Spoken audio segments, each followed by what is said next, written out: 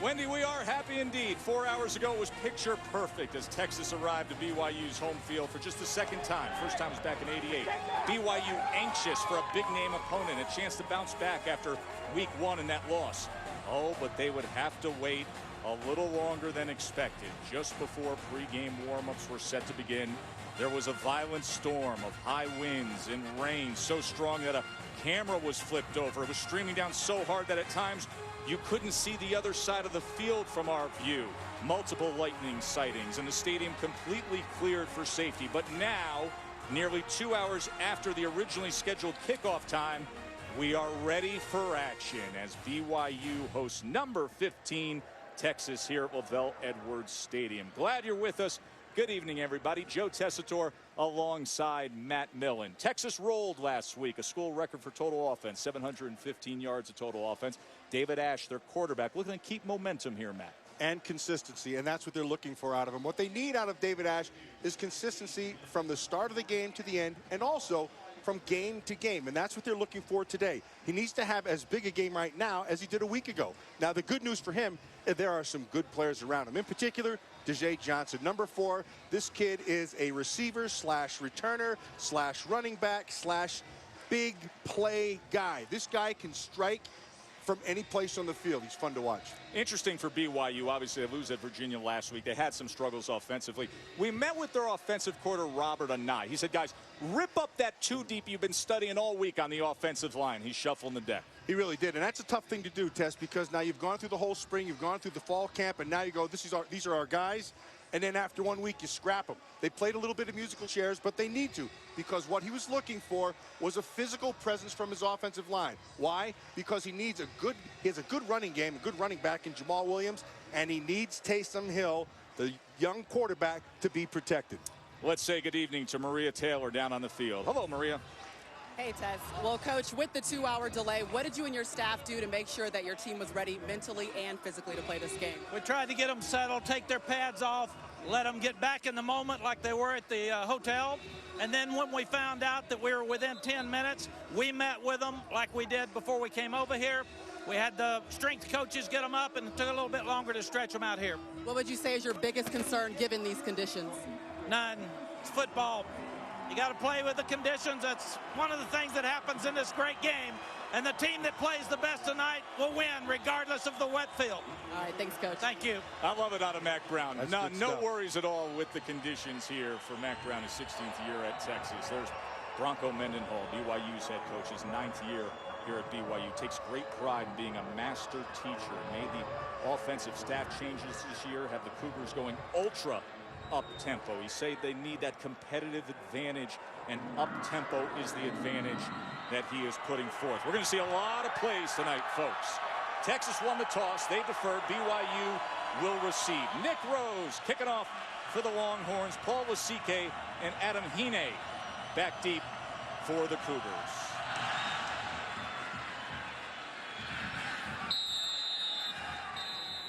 As this goes through in the high altitude for a touchback, as we look at tonight's impact players, brought to you by Chick-fil-A. Well, there are a few guys, but the 2 that really stand out for this BYU team, Cody Hoffman, they get him back. He didn't play a week ago.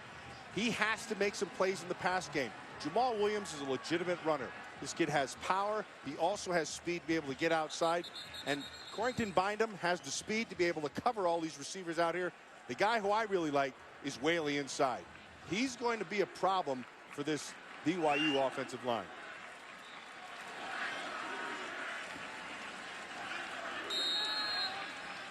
As Taysom Hill brings the Cougars out on offense, Hill a sophomore wearing that knee brace as he's been rehabbing continuously from that ACL tear a year ago, as Paul Lasike gets the first handoff of the game, a gain of 5.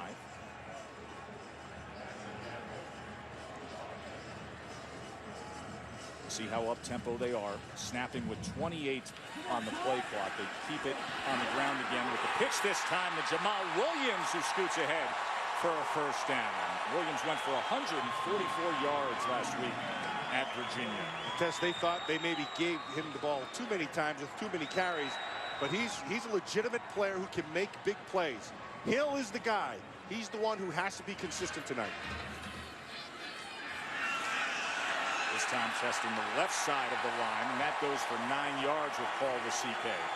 So Taysom Hill dealing with that rehab from the torn ACL, happened last year on October 5th. Says that brace can be a little bulky, a little heavy, but he's managing. Play action now as he connects on his first pass attempt of the night, as BYU gets it to the 33-yard line, as Hill was able to find Thompson there. Tess, at first look, this is a completely different looking offense than I saw on tape a week ago against Virginia. They are sharp and they are crisp. Williams now on the inside. He goes for about 3.5 yards. They reshuffled that offensive line. That's a big deal. What he was looking for was they want some movement. They wanted some physicality up front, which had been missing. So far, so good for BYU. Offset pistol formation as Hill pulls it, and he darts ahead and gets for 2 yards there, as Robert and I wants to try to get Hill into a rhythm early here. Robert and I is an old offensive lineman, and he knows that the game starts up front. He knows he has to be able to be physical with that defensive front of Texas. 3rd down and 3. Wasike, a big hole right in the middle of that Texas defense. Jordan Hicks finally got to him, but it's a 1st down at the 13-yard line. Well, you see Aledo, number 70. That's a big deal. He's the guy they thought would have a little bit of problem with the tough physical front up there. In particular, Chris Whaley, 96. 1st down run now by Jamal Williams, and Williams wrapped up by Whaley and Hicks. Jamal Williams has excellent runner's patience. He looks smooth. He's one of those guys who's able to make a cut kind of in an instant, Test, and you almost don't even see it. It's almost imperceptible, but he's one of those guys who's very smooth. This is the tempo and the rhythm that BYU was searching for most of last week at Virginia, as the flag comes in.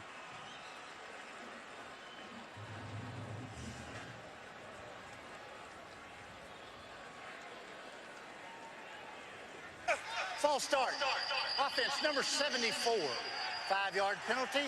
2nd down. Randy Crystal is our referee, and the Big 12 is using an 8th official as well today. This is something new for the Big 12. They want to try to keep up with the pace of the way football's been going up tempo. So Jay Taylor is out there as an alternate referee in the offensive backfield. That is incomplete, as Hill was looking for Elisa. I mean, this is where football has been going. You know the pace, you know the amount of plays we're getting, just spotting the ball, keeping up with things, with how fast the game is. Big 12 saying, listen, we need an 8th official out there. So you get an alternate referee to help along. You see 2 of them back there behind the offensive backfield. 3rd down and 12 now. Hill to the end zone. And that is incomplete, as it was defended by Carrington Bynum. He was looking for Ross Oppo. There's Bynum I was talking to you about. This Texas secondary, they enjoy an athletic and speed advantage over these receivers. Oppo is the guy who can run, but he doesn't have blazing speed. Their real advantage is in height, and so they're going to have to take advantage of it that way. Justin Sorensen, senior kicker for BYU, from 34 yards, and he puts it through. So BYU strikes first against the Horns. They waited a while to play the game. They wasted no time in getting on the scoreboard. 3-0 Cougars.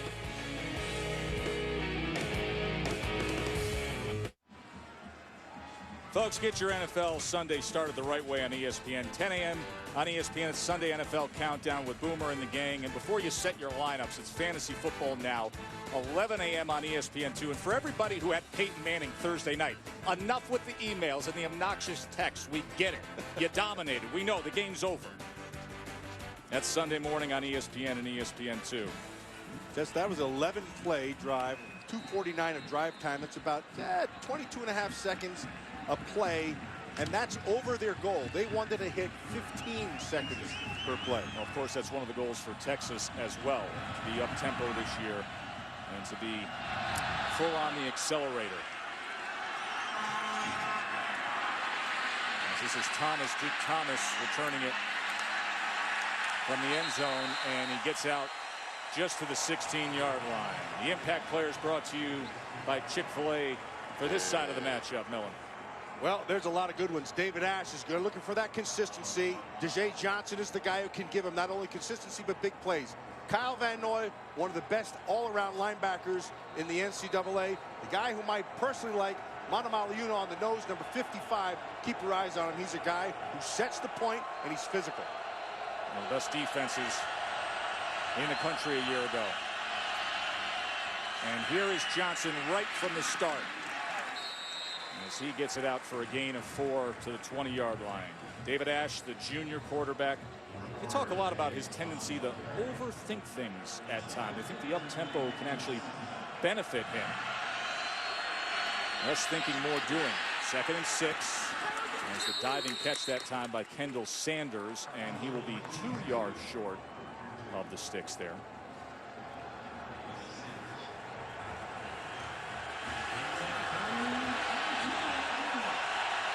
Berger on the up back with Johnson, the tailback.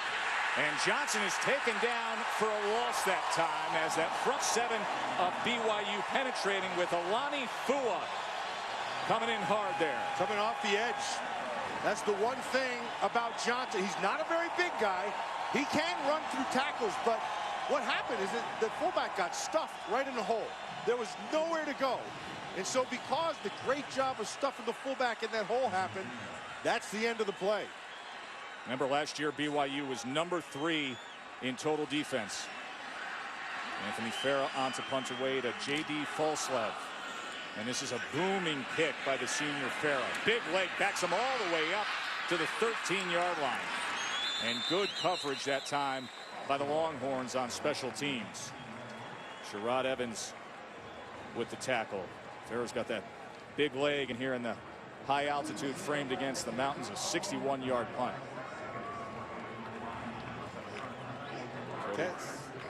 It's time for Cody Hoffman to get involved. He's a difference maker. Yeah, he is a difference maker.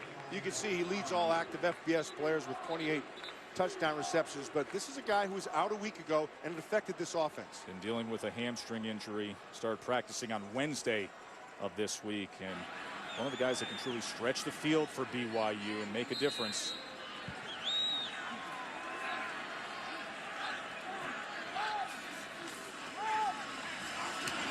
On the scene that time, Hill was unable to connect with Brett Thompson. Thompson was a little bit behind Thompson, but a week ago, Taysom Hill was 13 out of 40, but he had 9 drops. Tess, he cannot have the drops.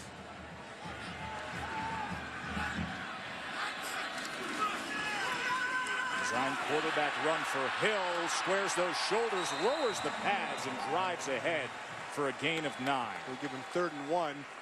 And it's 3rd and manageable. And the one thing Robert and I talked about is getting in 3rd and manageable situations. And here we go.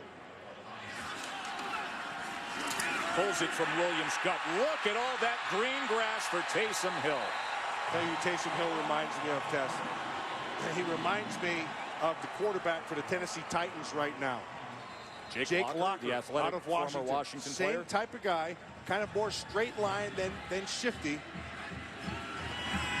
First down pass now for Hill. And that is complete to Mitch Matthews, the 6'6" target, and BYU is moving the chains here as they cross midfield. One thing you could see automatically, as opposed to a week ago, Taysom Hill, his ball is on the money. A week ago, it was taking off on him the whole day. Too high. Swings to the right side, and that was a worm burner as he was looking for Ross Oppo.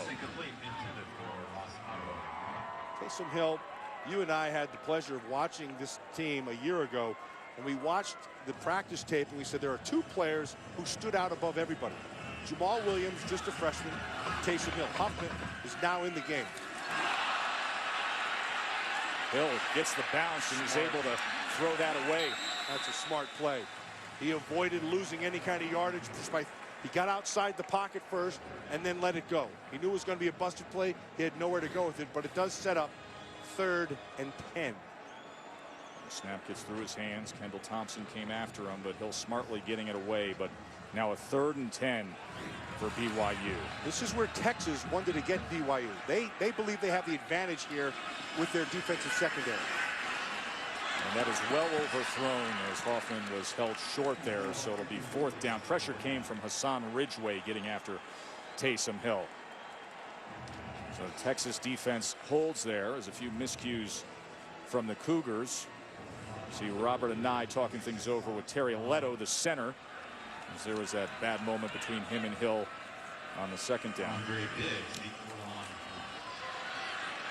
Ariano's punt takes a bounce inside the 10 and then retreats just beyond it where it is down.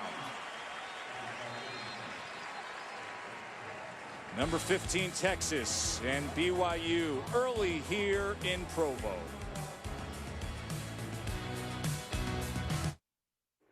ESPN College Football Primetime, brought to you by Firestone Complete Auto Care. Keep your car running newer, longer. And Taco Bell's new fiery Doritos Locos Taco. Live Más. About an hour before we were scheduled to kick, you would have thought it was like a retractable dome with that cloud coming in over awesome, Lavelle Edwards Stadium. And now look at how beautiful it is here. And one of the great settings in college football. Provo, Utah, home to BYU, framed against Squaw Peak and the Wasatch Mountain Ridge. Texas' 2nd offensive series of the night. Ash gets it quickly to Jackson Shipley, and he's taken down at the 17-yard line. And you can see DeJay Johnson being tended to by the medical staff as they look at his lower left leg that was pinched back on that last run he had on the previous series. He's looking at his ankle. 2nd and 3. Jonathan Gray is met after just a yard that time by Spencer Hadley. You can watch it. Oh, right there. See that ankle down there? It got pinned underneath him, and he's been hobbling on the sideline. Ankles weren't made to bend that way, Tess. Johnson last week had the 24-yard touchdown run, the 66-yard touchdown catch. He is absolutely explosive. Direct snap now for Jonathan Gray. 3rd and 1, and he can't get back to the line of scrimmage as Manu Maliuna, the big 288-pound senior, was clogging that hole. They list him at 88, but he's at about 3 bills right now. He's been banged up in the past, but when he's on, he's a really good player. I tell you, a week ago he dominated up front, and here he is back to his same old tricks. Van Noy also right in the middle of that thing. The Texas offense started so slow last week in week 1, and once again Anthony Farah out to punt here. Failed to convert on a 3rd and 2, and then failed to convert on a 3rd and 1 in the first 2 possessions. That's the only thing you have to gauge the toughness of your football team. So far they've flunked it twice. And the fair catch by Falslev out at the 36-yard line. Sunday night baseball will include the rookie sensation Yasiel Puig. Los Angeles Dodgers taking on the Cincinnati Reds Sunday at 8 Eastern on ESPN. So Texas once again off to a slow start. You know, they were trailing 7-zip in the 2nd quarter last week. Then they just tore into New Mexico State as the offense found its groove with 35 points in just about 8.5 minutes. Williams tries to drive ahead, just a minimal gain that time. Williams was taken down by Cedric Redd, who played so well in week 1.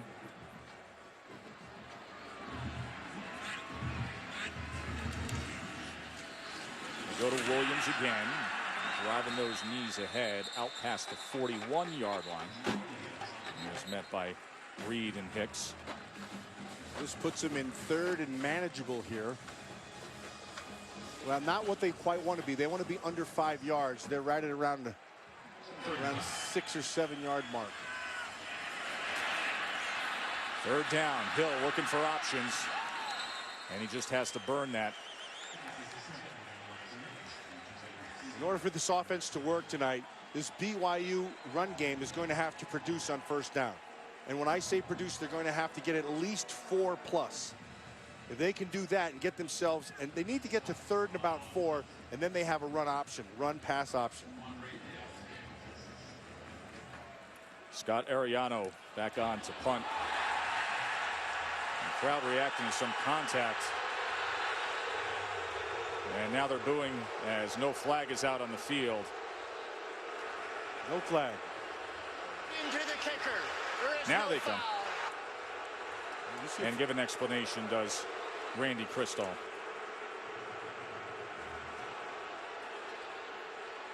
See the BYU coaching staff and Robert and I questioning that.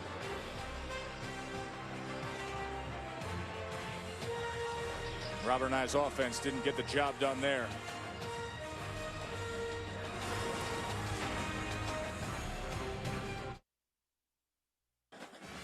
Well, here on the Texas sideline, DJ Johnson is still being looked at by trainers. They did a lot of diagnostic testing. They tried to have him jumping on one foot on that left ankle. He couldn't apply full pressure to it. He's still struggling. You could see him shaking his head, grimacing. They're still trying to be able to put him back in, and they have started to tape his ankle up again, guys. Remember, his left leg was bent back after running the ball into the middle of that BYU line on the first possession. By the way, it was only a 25-yard punt by Ariano. So Texas will start at the 34-yard line. Ash, quick screen to Mike Davis. And Davis is muscled out at the 39-yard line by Kyle Van Noy. Smart by Ash. He sees that the corner's off by 10 yards, so he's just going to take that first 5 like, you're going to give it to me, I'm going to take it.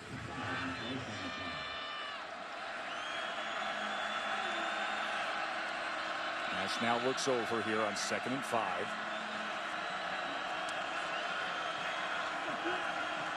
Checks at the line as he's got Jonathan Gray in the backfield with him.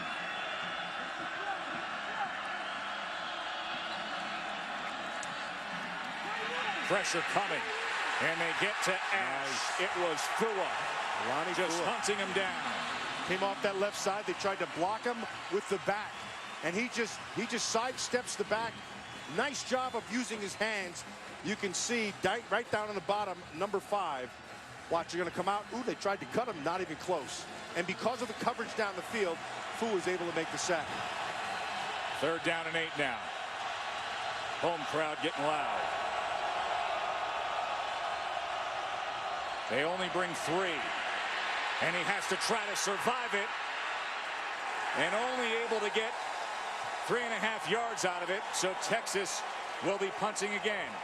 3 possessions, 3 3-and-outs for the Longhorns. Texas lost their big play guy in DJ Johnson. They're going to have to be able to regroup here and get back to some kind of running game, because the longer it goes like this, BYU will get more and more confident. They thought going into this thing that they could handle this offense. Their one guy that scared them was DJ Johnson with his big play capability.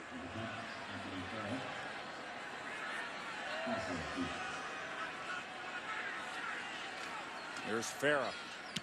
Bunting away again to J.D. Falslev. Fields it against the near sideline and scoots out. Let's check in with Wendy Nix. What do you got, Wendy? Yes, thank you. I've got a Taco Bell Live Moss moment. Michigan, Notre Dame under the bright lights in the big house on ESPN. The Devin Gardner keeper to break up the gridlock, 17-10. Michigan on top. And the University of Alabama Birmingham on the road at LSU. No problem so far for the Tigers. It's 35-14 at the tail end of the first half. Tess? They were so impressive last week in that showdown with TCU. And now diamond pod formation for BYU here as once again Williams gets the call for a gain of 3 that time as he was tackled by Malcolm Brown. Robert and I is still looking for a physical presence out of that offensive line. And what he means by that is getting some movement, getting about a good 1.5 to 2 yards of push to allow his running game to flourish. We go to one of the upbacks this time. It's Adam Hine, but only a gain of 1 as Texas did a good job of clogging up the middle against that diamond formation of the Cougars. 3rd down and 5 it'll be. So Cedric Reed there doing a nice job. Malcolm Brown also doing a good job, as well as Whaley. They're trying to work the inside. Whaley's the guy who gives them a problem because he thought it was a mismatch with Aledo, the center. 3rd and 5. And that was thrown behind to the outside of Mitch Matthews. Again, Tess, to echo what they've talked about, is they believe, this is Texas, that they have a physical and a speed, rather, and an athletic advantage when they match up with this receiving corps. Remember, they were able to get after Scott Ariano the last time he was out there. Texas had a total block kick last year of seven total block kicks.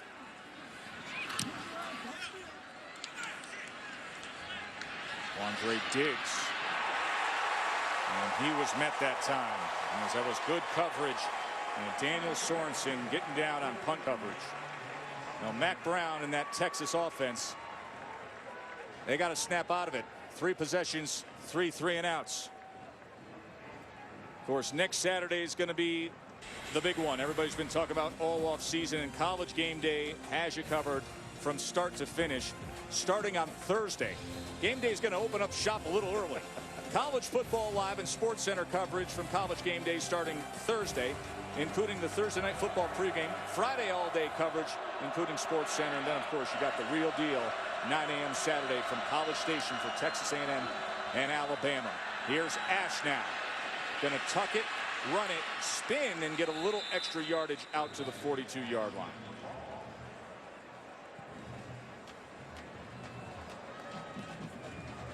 As Jay Johnson gingerly walking with the training staff, looking like he's headed in the wrong direction, over towards the locker room instead of the field of play. That's unfortunate. Lost him on the opening series. 2nd and 4. Here's Ash again to pass. Going to take a shot downfield. And hello, Mike Davis, strutting his stuff into the end zone. Quick strike, Longhorns. Pavay just doesn't have the speed to, right there, number 7, to hang on the outside with Mike Davis. Not a very complicated route. He's just going up. Little bit of a bend inside, and then it's just pure speed. Pavay, he couldn't run with him. Been David Ash's prime target on deep balls in the course of the past year, and that's his 2nd touchdown catch of this year. 57-yard touchdown reception for Mike Davis. Boy, did they snap out of it. Those 3 3-and-outs, rear view mirror now. Ash is pumped up. 7-3 Longhorns, and Jay Johnson likes the look of that. For the year for BYU, and Mike Davis just went flying past him. 7-3 Longhorns. So all that speed on the edge showed up here in Provo with 3:21 remaining in the first. Rose is set to kick away.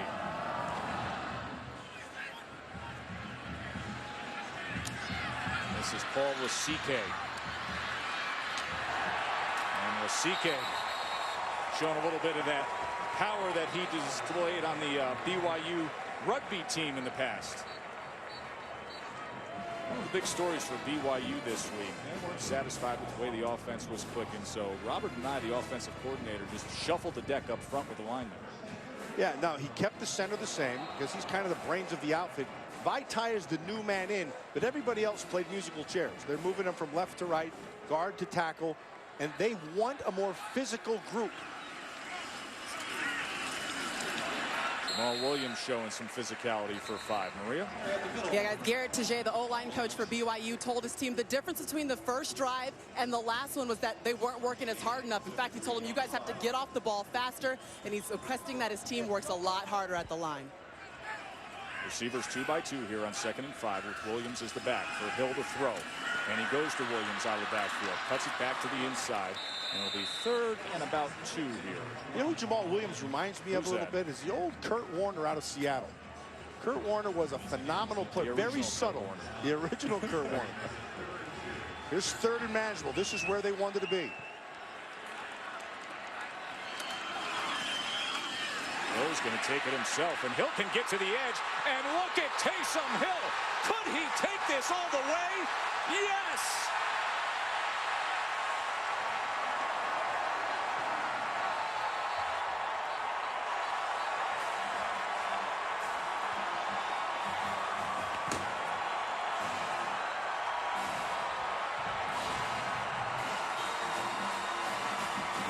A 68-yard touchdown run for a quarterback wearing a knee brace coming off an ACL tear.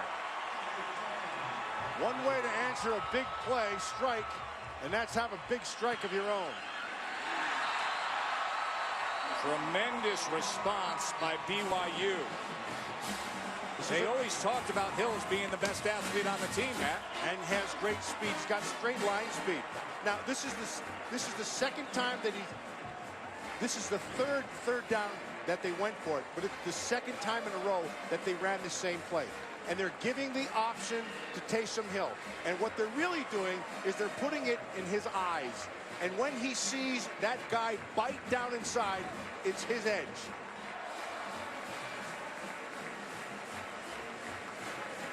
Four rushes for 91 yards.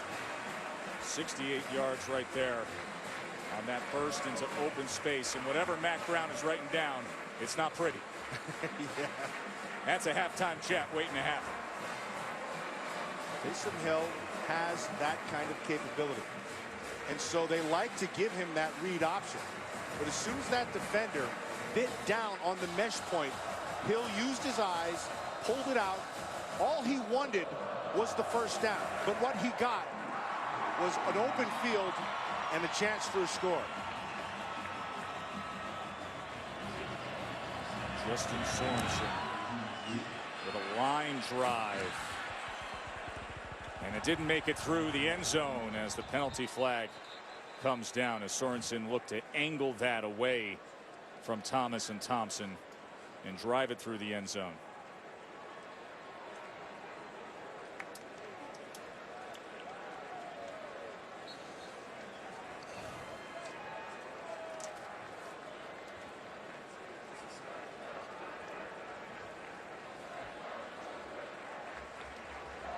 Texas offense going to be back out there with good field position. Remember last week the struggles they had early, had 3 turnovers in the first 5 possessions. Tonight the 3 3-and-outs before breaking loose with the big play, the 57-yarder to Mike Davis. Their 5th touchdown this season over 50 yards. Last week in the second half it was like a video game watching the Longhorns. Malcolm Brown getting some work here, and Brown with a 10-yard run. Let's check in with Wendy Nix. Yes, thank you. Just a look at what's going on across our networks. On ABC, the field will be set tonight for the chase for the Sprint Cup. Jeff Gordon on the pole in Richmond, and on ESPN, it's Notre Dame and Michigan, a 4-point ball game, tail end of the first half. Tess? Thanks, Wendy. They say that Brown was just short, so Ash took the quarterback sneak, and it will be a first down for the Longhorns. Now just before the 47-yard line. Without Jay Johnson and his big play capability, the next place that this Longhorn offense could take advantage of is the secondary of BYU. Their corners in particular don't have a lot of experience, and they have an advantage through these receivers against them. Here's Brown now. As Ash was patiently waiting for a moment there before giving off to Brown, who went for 2.5 yards there, just out short of midfield. So Bronco Mendenhall, Tess, is effectively the defensive coordinator for this BYU team. He knows that, so he's giving big cushions on the outside to these receivers. He wants his young corners to keep everybody in front of him. You can see him up in the top here and on the bottom. They bring some pressure with the corner off the edge. He put it right in the face of Kendall Sanders, but unable to come up with the reception. They put Robertson Daniel, and they brought him on a cat blitz right off the edge. Now, it was read perfectly by Ash, but he wasn't able to get his head around because the ball was right on top of him. Kendall Sanders, if he flips his head around quicker, he has himself a reception. 3rd down and 7.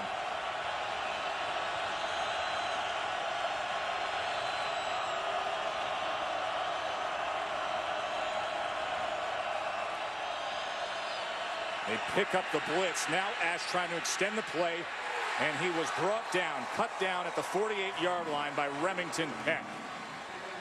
Had Peck not been able to get there, he went from inside out.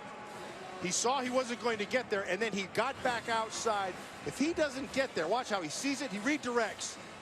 There's nothing but green in between this thing. They also brought the corner again.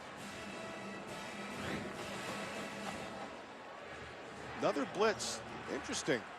Off the short side, off the edge. Anthony Farah back out there to punt away.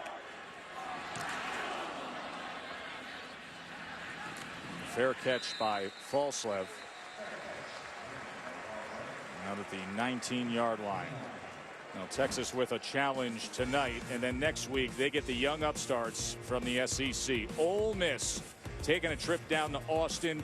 It's going to be an 8 p.m. Eastern game on the Longhorn Network. Ole Miss, Texas on Longhorn Network.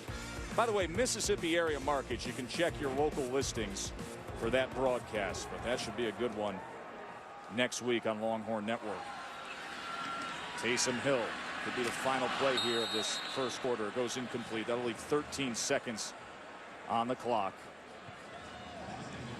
Ole Miss won again today. They're 2-0, and they are young, and they are getting better each and every week. We saw them against Vanderbilt. They got better from the beginning of the game to the end of the game. Arguably the best collection of young talent in the country. That was a good stop that time. That was Chris Whaley coming in, finishing off this first quarter that had some fireworks in the final couple minutes. Texas had the big strike, and then BYU came back with Taysom Hill, 68-yard touchdown run.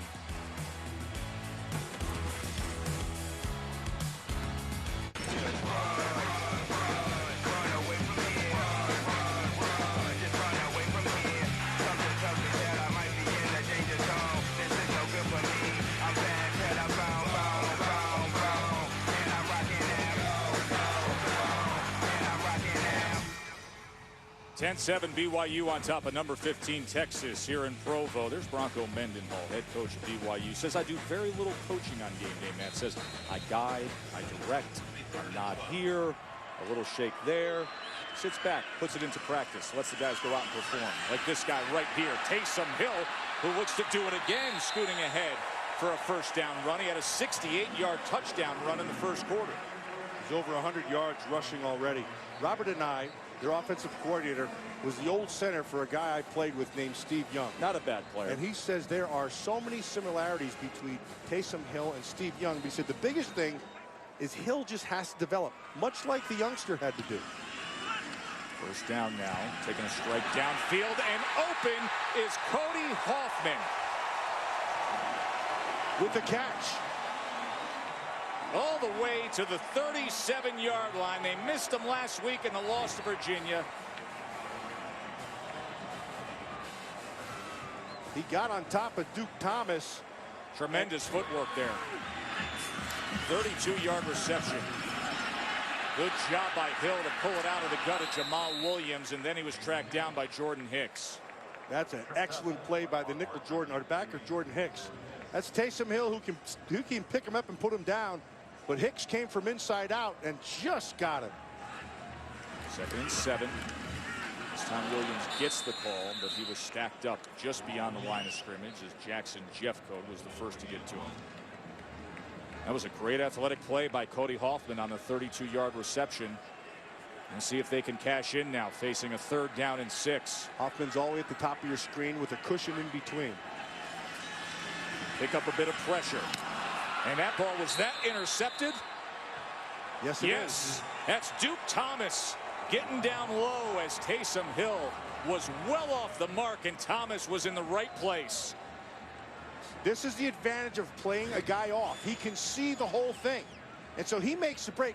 You can see Hoffman fell, and he does get his arms underneath that. That's a legitimate pick. See, Hoffman, he hits the ground. Thomas cuts him back underneath, because when you sit off as a defender, you can read the quarterback and the receiver at the same time. You know, Thomas has great hands. You saw how well he did with that left hand underneath. This is a guy that in spring they put over to wide receiver. There was a lack of depth there, and then when the depth got back, they moved him back to cornerback. He has good hands. Showed it there getting after that ball. See, this is it looks like they're going to probably check that to make sure that it's an interception.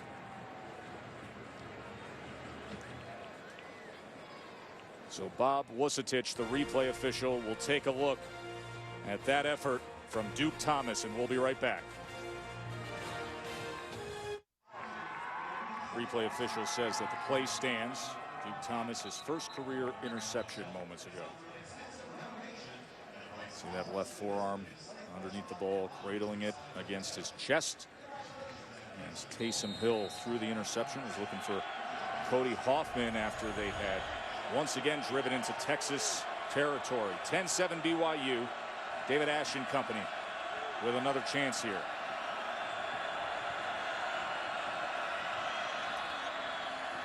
Play action over the middle, and that is complete to Jackson Shipley. He was covered by Craig Bills, a 19-yard reception. Joe Bergeron, the lone back with Ash here. Fua keeps showing that he's going to blitz down on the bottom of your screen here. And so they're checking from the sidelines into David Ash. Here's number 5, good active linebacker for BYU. He came in late off the edge. That was incomplete as Ash couldn't connect with Mike Davis. A little bit of a delay with Fua that time. Well, you have to, against yeah, Ash. he has to try to anticipate that a little bit better, because there's no way with the quick throws that Ash is making, there's no way that he's going to be able to get there off the slot. Now the read for Ash is the defender on top of Fua, and they'll give it away by being in direct lineage rather. Jonathan Gray comes in here at 2nd and 10. Go with the bubble this time to Shipley, and he is forced out at about the 48-yard line by Spencer Hadley.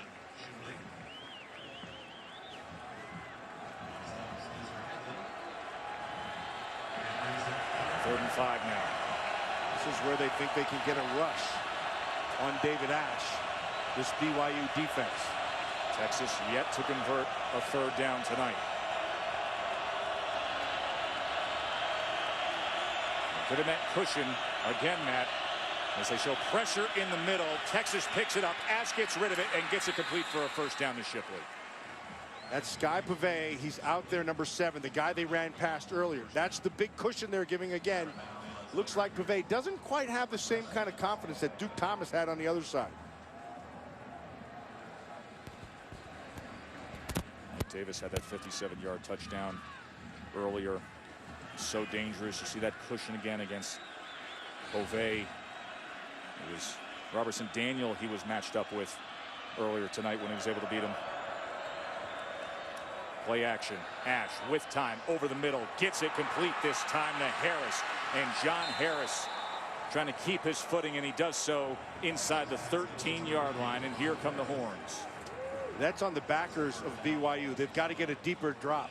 You're getting the slot over the top of him, and because there's good protection, he's able to find it. Well, they lined up awfully fast, forcing the issue that time, and forcing BYU to use a timeout after that 30-yard reception by John Harris. That's exactly the pace that Major Applewhite, the offensive coordinator, wants to keep. Put the pressure on that BYU defense. So what they do just a little bit, Tess, is they fake the dive. That holds those linebackers, and Shipley is getting right behind them. So Texas here with a couple of tricky games before they get into the meat of the Big 12 schedule. Here on the road, always a tough place to play is BYU, and then facing the SEC team, Ole Miss, that has all that young supreme talent before they open up conference play with K-State. That's going to be a good test next week with Ole Miss. Ole Miss they're a good football team, and they're getting better each and every week. Major Applewhite, who's dialed up 5 pass plays on this drive, as Ash has gone 4 for 5 for 63 yards to put him in position here.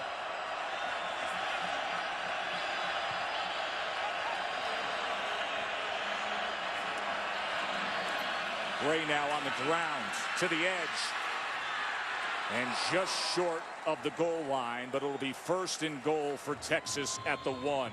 That was a good block by Jeff Swain, the JUCO transfer tight end, to seal that edge for Gray. He did a really good job in Alani Fua. Fua wasn't able to get there. High formation with Gray.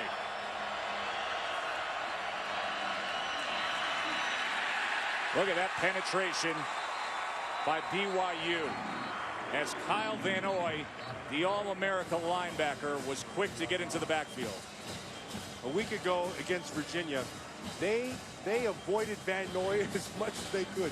They ran the other way. You can see him coming down inside, work off the block, still have the presence to know to spin back up. Now look, you don't have to make the tackle. He just threw his body in there. That's what you have to do, Tess. You don't have to make the tackle, you have to make the play, which is exactly what he did. That was a loss of 2. Second and goal now from the 3.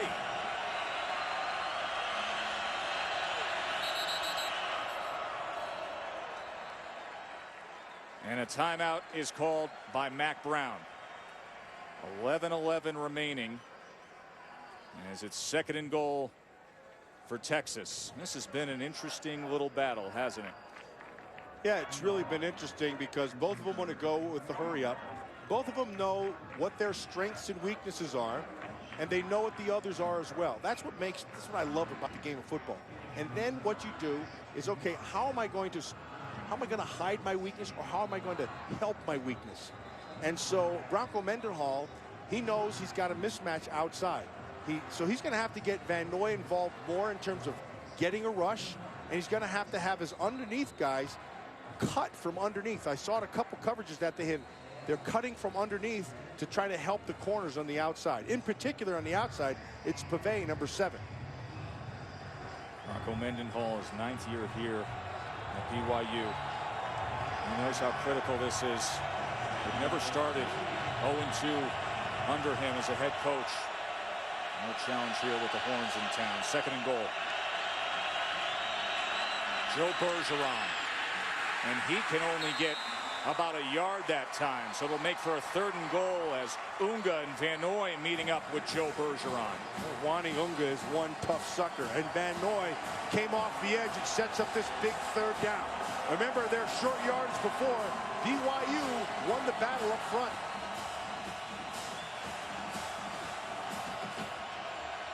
Third and goal. Bergeron will stay in as the feature back in the I formation. Mike Davis, receiver, down to the near side. Bergeron again. Can he muscle his way in? Yes. Touchdown, Texas. Fua made the initial hit, but the 230-pound Joe Bergeron powered his way in.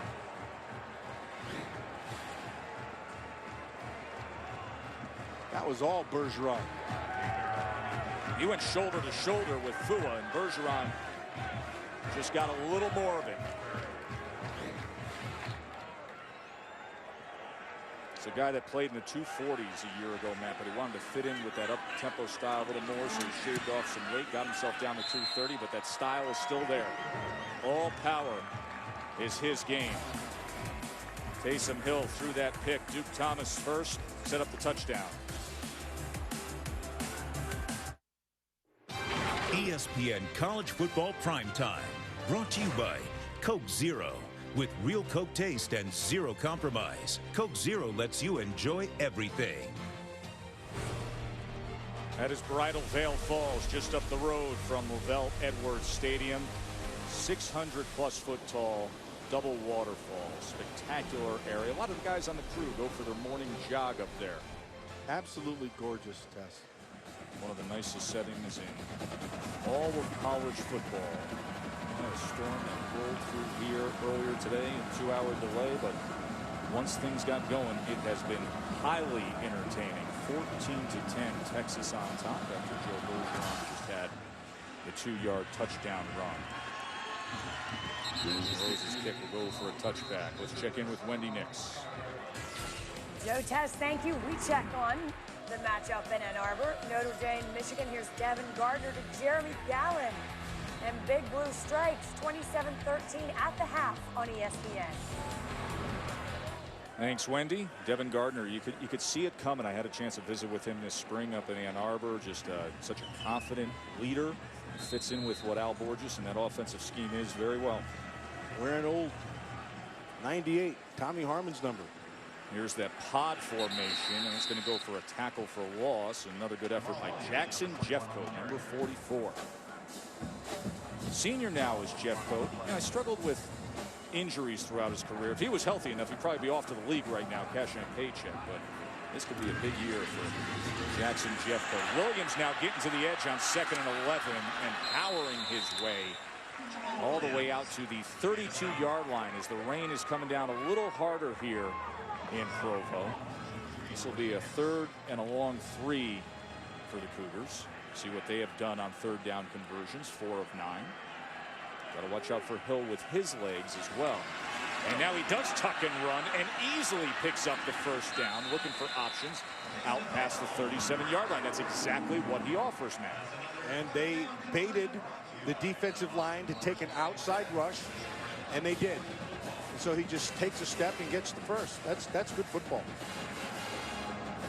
114 rushing yards for Taysom Hill. They're loving this diamond formation, and Williams is stacked up just about a half yard that time as Jordan Hicks came in. One of the big leaders of the defense is Jordan Hicks. Jordan Hicks is benefiting from the defensive down people in front of him because they're winning the battle against this BYU offensive line. There's no movement up front there. Play action. Hill was hit as he throws, and that is incomplete. It was almost intercepted by Hicks. That was Jeffcoat who had pressure on Taysom Hill. And then Hicks was tracking that ball off the deflection, but it just hit the ground. Look at Jeffcoat come in.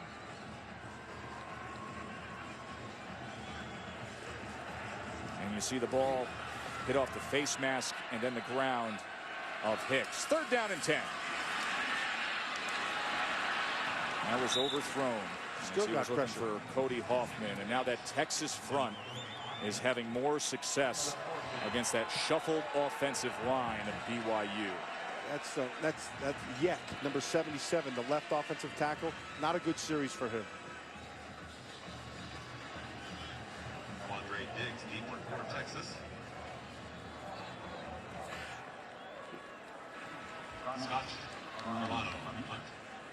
Scott Ariano back out to punt away as Quandre Diggs sets up shop for the return back at the 19-yard line.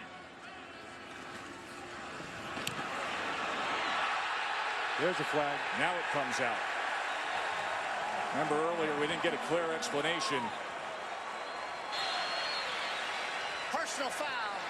Roughing the kicker, number 15. 15-yard penalty. Automatic 1st down. Now it's Bryson Eccles who came charging in on Ariano there.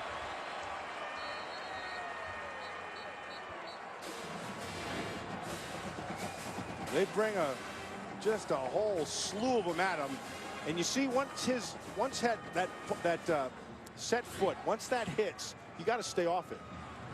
And he ran right into it. They're going to call that every time.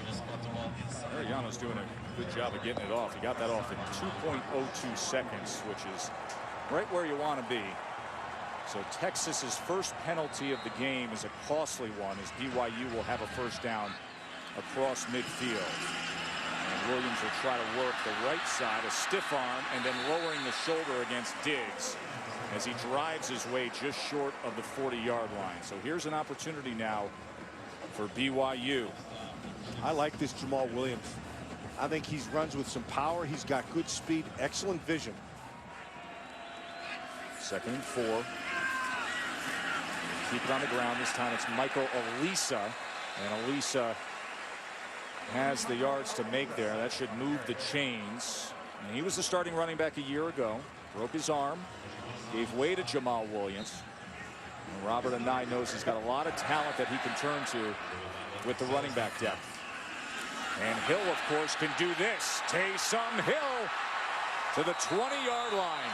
Boy, when he gets going and squares those shoulder pads to the goal line, he turns it on. 17-yard run for the quarterback. He's not going to make anybody miss. He's a straight line guy, but he can run. That's a fast kid, so he's going to get whatever's there. 1st down BYU. This after the 15-yard penalty. Hill steps up in the pocket and he runs again and has another 1st down and another touchdown. second rushing touchdown of the night for Taysom Hill. This one for 20 yards.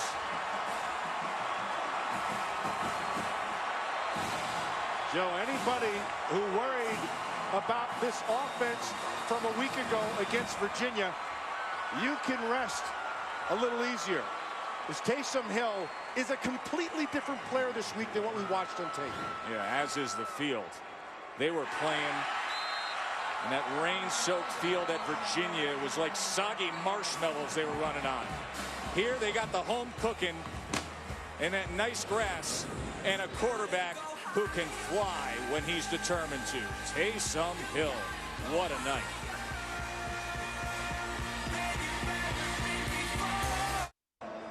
Mac Brown having a chat with his defensive coaches, coordinator Manny Diaz there as they're trying to figure out a way, Dwayne Akina, Manny Diaz, as to how to deal with Taysom Hill, who now has 151 rushing yards and 2 rushing touchdowns. The sophomore quarterback for BYU. 17-14 lead. It's number 15 Texas has got themselves quite a challenge here in Provo tonight.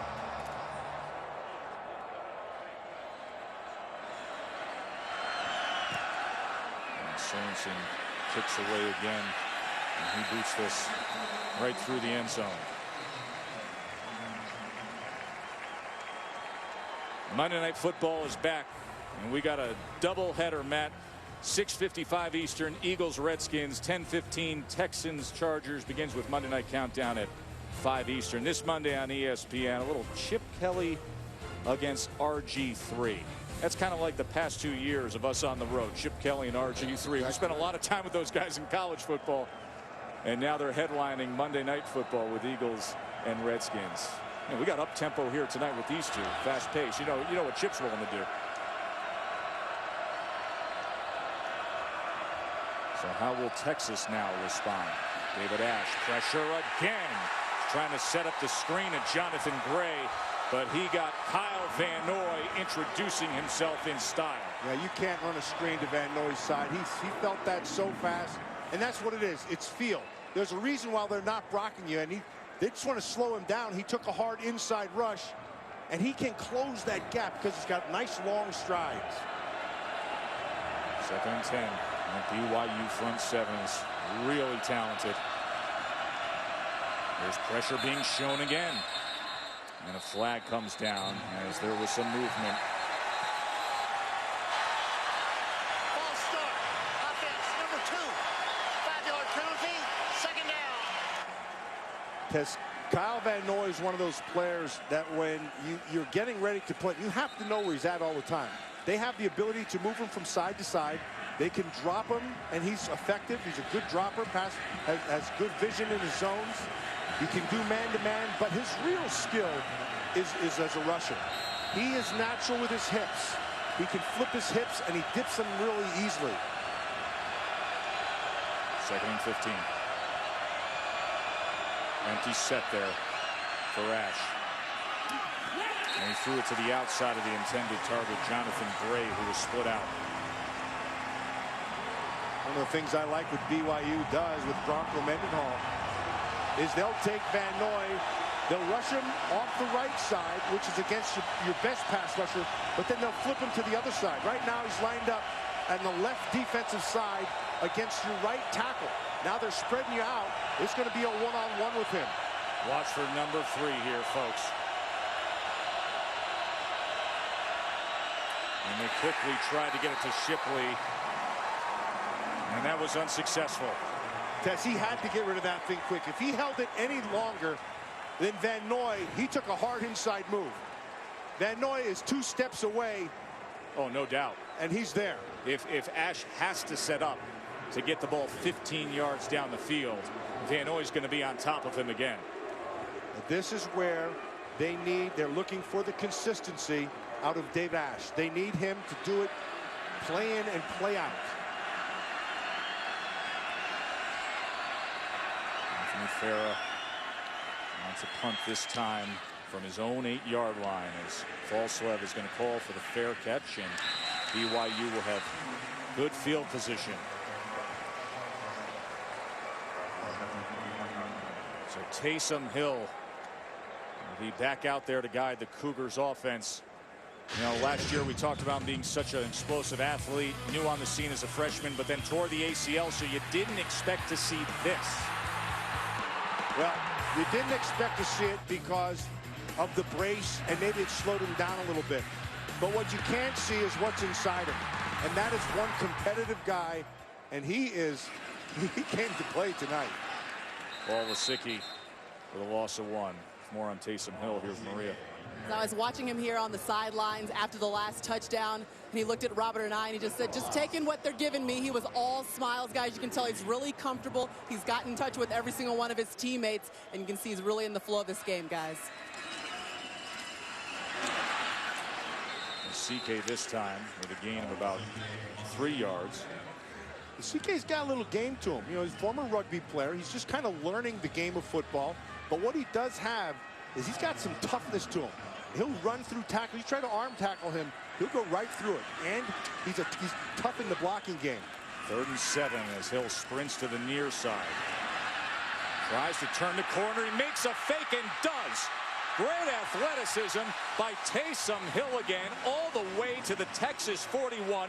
Kendall Thompson was juked out and whiffed on that would-be tackle. I could see his jockstrap right down there. It's on about the 45-yard line. That's good stuff.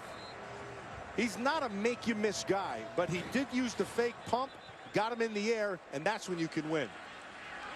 Now you get a good example of that 8th official being added with the Big 12 here as the up-tempo got the best of them for a moment. So you see the benefit as Lysicki straight up the middle, muscling his way for about 12 yards. It's a guy that turned down a chance to play for the New Zealand national rugby team, served an LDS mission, now he's playing football for BYU. And he's playing well. And there's the power I was talking about. You got to bring your A game when you come to tackle him. Quick to snap again. And Hill this time is wrapped up. Just a gain of 1 that time as Steve Edmond found it.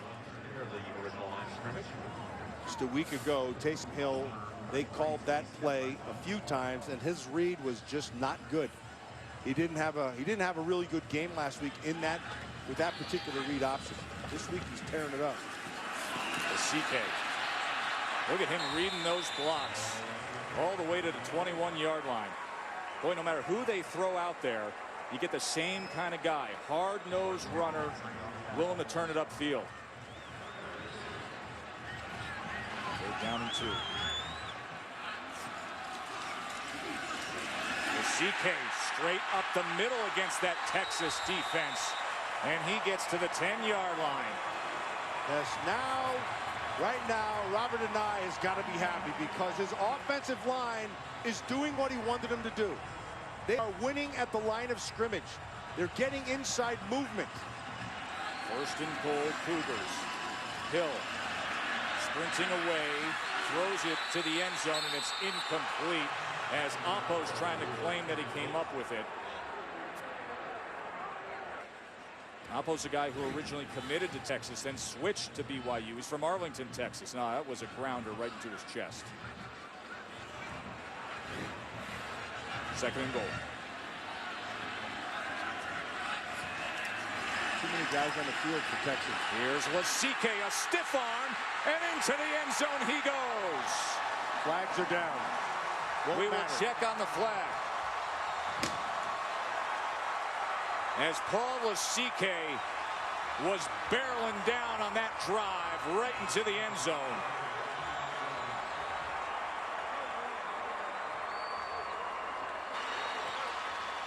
Illegal substitution, defense.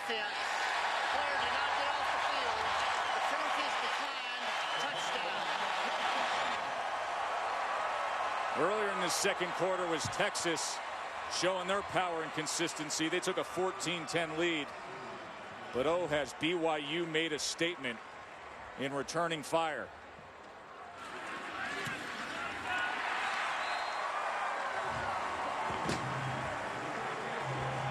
I think Paul Lysicki made the good choice of not joining the rugby team. Millen, what do you think? I think these BYU fans are happy. There's 2 tackles he ran through. That's the heat CK. He knows where he's going. That's a powerful man. I'm Wendy. Next here in our college football studios, coming up on the Outback Steakhouse halftime report, a check on the battle in the Big House. It's Notre Dame and Michigan. Our No Huddle takes you through highlights from around the country, and it's our game ball to the top performers. I'm joined by Robert Smith and Todd McShay coming up. Go ahead and start rolling them. Oh, no, okay. I look forward to catching up with everybody at halftime there. Jenkins, where is he? BYU up 24-14 on Texas. BYU has lost their last 6 games to top 25 teams.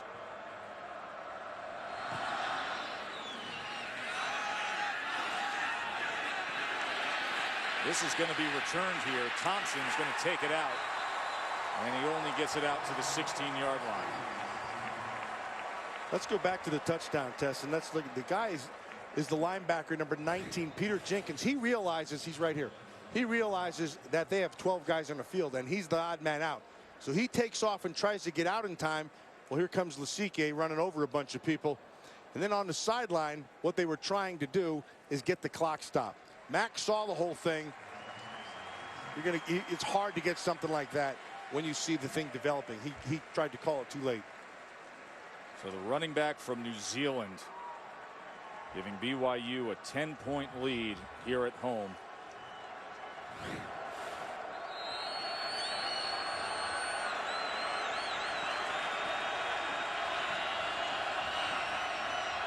David Ash in the Texas offense. Talking things over as Gray flanks him now to the left. Gray patiently waiting for his blockers and then getting 9 yards out of it as Van Noy was able to get to him eventually.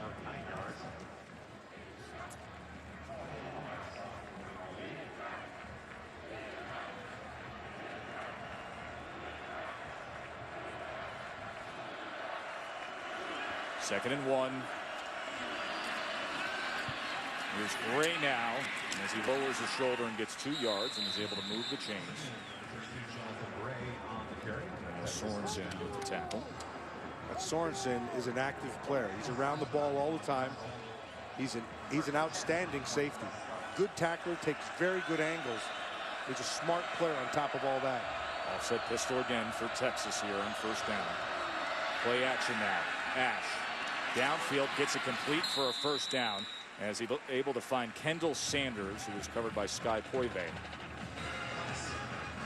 Poive's giving that cushion out there, and that's okay. And so what BYU is saying is, look, we're going to make you drive the field. Eventually you're going to make a mistake, and that goes back to David Ash. He can't make the mistakes. There's Ash again. Van Noy put pressure on him as he launched it Sanders' way. Can't get greedy also. But Van Noy this time lining up off the right side. So, and he's working on a back. That's a complete mismatch. Gray had no shot. He just swiped him with his hands. His hips are so good, Tess. When I say that, it's your ability to sink your hips, stay low, and then explode out of it. That's what he does extremely well. If this is the first you're getting of Kyle Van Noy, folks, he's an All-American. He's a top NFL prospect. Who many around here were shocked that he came back for his senior year. Timeout, BYU. And BYU's going to use a timeout. That'll leave them with 1 timeout remaining here in this first half. First half that saw the teams go back and forth, and then all of a sudden BYU got the ground game going with Taysom Hill and Paul Lasike, and Kyle Van Noy's been doing his job defensively. Yeah, we've been talking about Kyle Van Noy because of plays like this, just giving pressure kind of all over the field. But the part that you don't see, that doesn't show up in the stat sheet, is every time they line up, they have to identify and then handle what he does and where he's at. This is a guy who the last 2 years was the only FBS player to record a defensive stat in every major defensive category. Tackles for loss, sacks, interception, pass breakups, you name it, he's done it. 5 tackles and 3 hurries already tonight. 2nd and 10 now. Ash. They go with the inside screen. Davis just looking for real estate, and he finds nothing. In fact, they lose yardage as Branson Kafusi was able to track him down. Kafusi ends up making the tackle, but Manamaliuna really made the play. He flattened out and forced the receiver to be able to have to flatten down Kafusi, made the play. They're down and 12. Mike Davis can fly, too. Saw that earlier tonight, had the 57-yard touchdown. Let's see if they go deep here. 3rd and 12, Ash. Pressure again and incomplete. They are all over David Ash. That was Mano Maliuna again. And Poivet, this time the cushion becomes his ally. And so he gives him even more. You have 13 yards you have to get. That takes a little while to develop. And so you're bringing 3. They get there with 3 tests. They get pressure with 3. Mano Maliuna, excellent series. That's a big Polynesian football name. There's a lot of Mano Maliunas who have played extremely well at the next level. Started his college career all the way back in 07. And it takes a bounce right into the end zone as Ferris skyrocketed that to the corner. Almost had a chance on it to pin them deep. And as you see, Falslev complaining there. Watch the end of this as Eccles comes in and make contact. It was over his head. Now they throw the flag. It's a late flag after a discussion.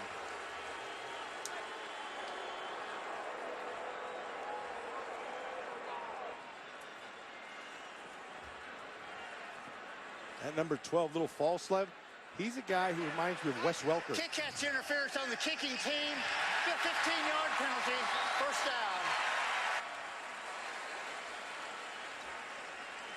So they do get the kick catch interference.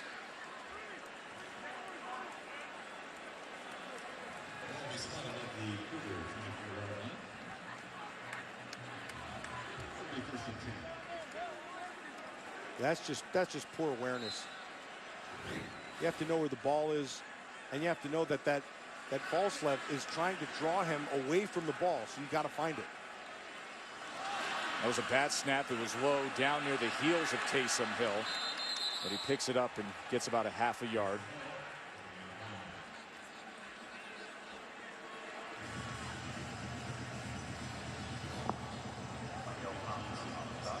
Now they're going to huddle up.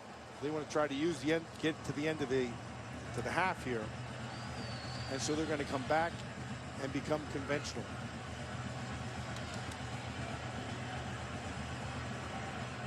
Under 2.5 minutes here in the first half. Kyle Van Noy and that BYU defense targeting David Ash pretty solid the past couple possessions. And here's Williams. Williams cuts it to the outside, picks up a block from Hoffman, and still finding real estate inside the 40. And now with 2 minutes to play in the first half, BYU is in prime position again. And their offensive line has come together quickly. Talk about dash and bash. That's what you've got right now. Well, Williams hit that thing quick. 36-yard run by Jamal Williams. Exactly. Chris Whaley is down for Texas, and he's a big part of what they do on the inside of that defensive line.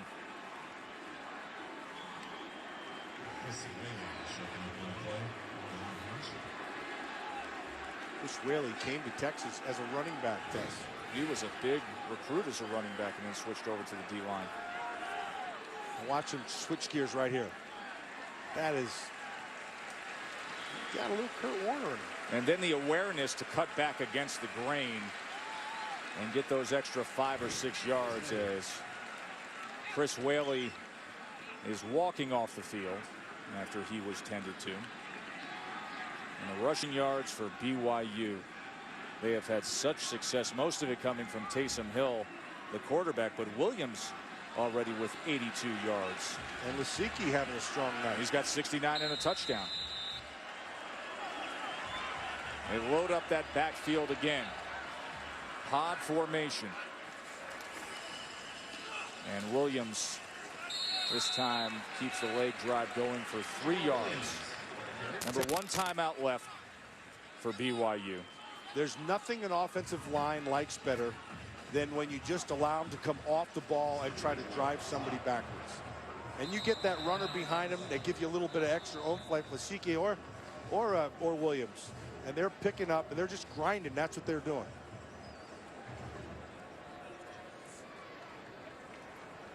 Medical staff out to look at Edward Fusi. He's the JUCO transfer who was just made eligible this week, and he's rotating in on that offensive line where you'll see 7, 8, 9 players get time. Reminder, NFL Sunday starts with the best. ESPN 10 a.m. with Sunday NFL Countdown. Host Chris Berman and the gang with all the latest news and updates, and then fantasy football now at 11 a.m. on ESPN2. That's Sunday morning ESPN and ESPN2 to get you set for a full day of NFL action. 2nd and 7. Williams can't escape that time.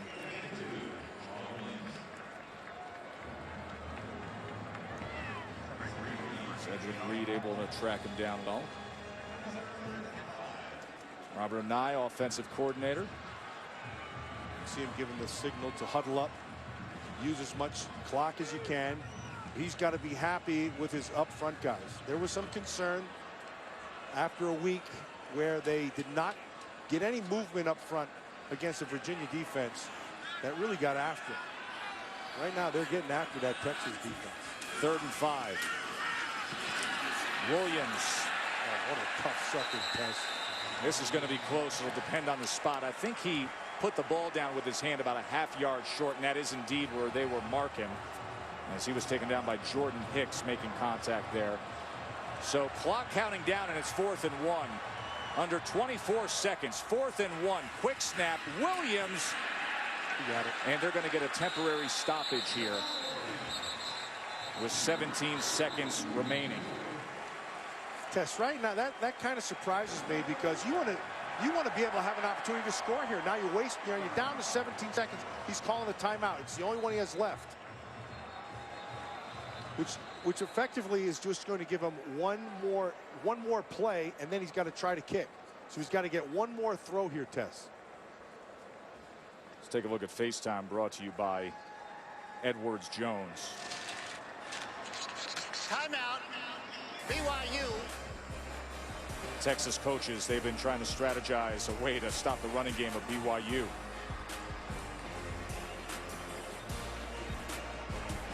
That's not the kind of FaceTime you like. Edward Jones wouldn't be too pleased with that when you come over to the sideline and they start yelling. And there's Manny Diaz right in the middle of their defensive coordinator. He knows right now, look, this would be what, a 50-yard field goal? They need one more throw, and then they'd be able to clock it because they're out of timeouts. If they get a first down, they can get up and get the clock, and then they can try have a shot at a better field goal. It's probably be about a 45-yard field goal, not 50. Sorensen's career long is 46 yards. Texas will use a timeout here. Manny Diaz and that defensive staff, they're going to have a lot to talk over. I mean, Matt, you think about it. When was the last time a Texas team allowed 397 yards in the first half? This is a BYU offense last week that struggled on the run. Unique circumstances because of the weather at Virginia, but to sit there with the offensive coordinator with us yesterday and say, guys, I need an answer. I'm shuffling up that offensive line. Only the centers remaining. Would you ever think you could get this kind of offensive production? Well, you know, it's a little deceptive, Tess. Now, at the end of the second quarter, the offensive line has been coming off the ball. You saw that mostly with Lasike. But Taysom Hill was the one who was doing all the running, and he was getting outside mostly on an option. This option right here. Here's Williams. Clock counting down. Williams, the first down, will temporarily stop the clock. There's a new rule in college football that you can spike it and stop it when there's at least 3 seconds. That's the minimum cutoff before a half or the end of the game. So they get it here with 9. It leaves 8 on it. If that thing said 2 there, that's a no-go. But the temporary stoppage because of the first down, you can clock it here. And now they can come out and get Sorensen with the field goal attempt. Exactly what they needed. And you know that the whole key to that play was Taysom Hill. He baited the defender to attack him. That freed up Williams on the outside and sets up this 32-yarder.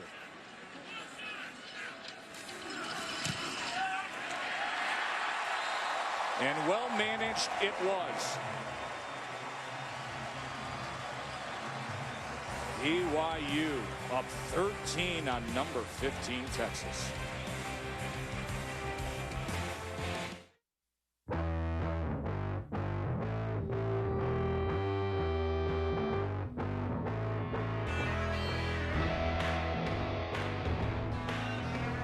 At UT, you'll find plenty of alumni to look up to. The question is, how soon will they look up to you? The University of Texas.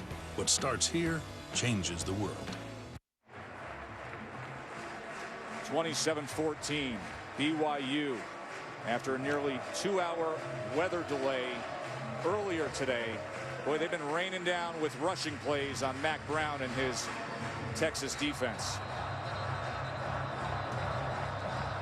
Taysom Hill has opened that up. He's been able to get to the edge and get major yards on the outside with that option route. And then Lasike started pounding the inside.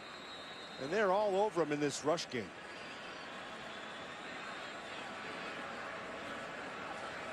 History against that Texas defense.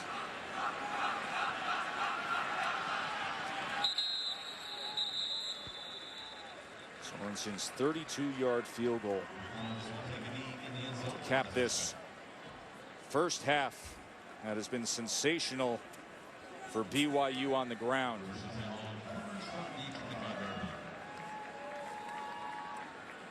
.349 rushing yards. And this BYU team playing against a power program here. They've lost their last 6 games to top 25 teams. You don't want to be facing 0-2 to start the year. That was disappointing last week on the road at Virginia in a game that they had late, and then there was a turnover that just served it up for the Cavaliers.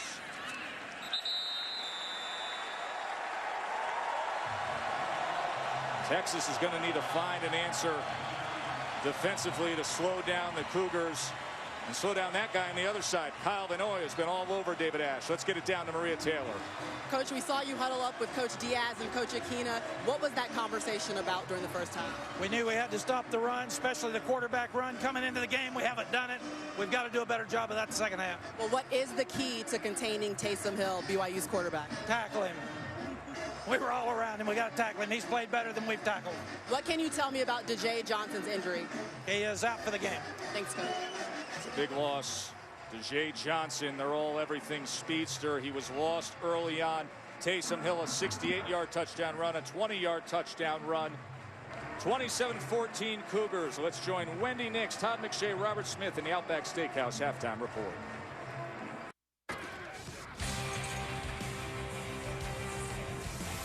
Number 15 Texas.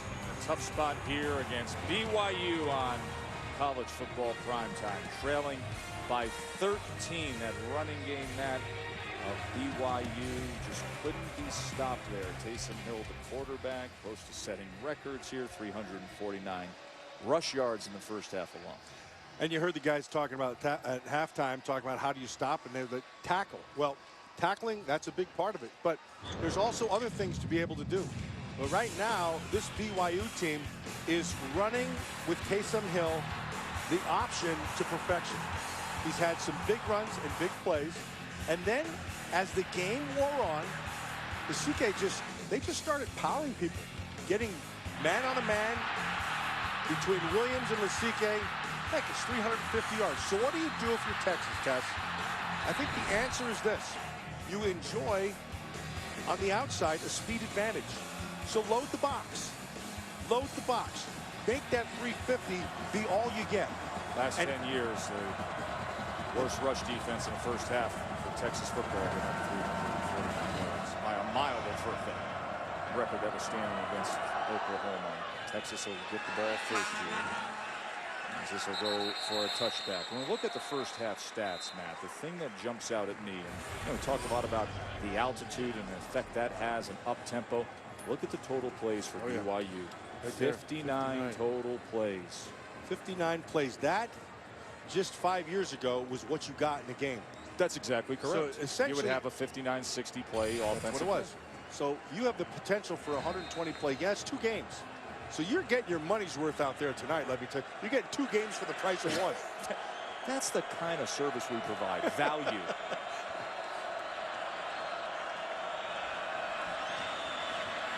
Here's Ash now trying to run it. And Ash picks up 2.5 yards. Check in with Maria Taylor. Guys, BYU wants to continue to control the ground game.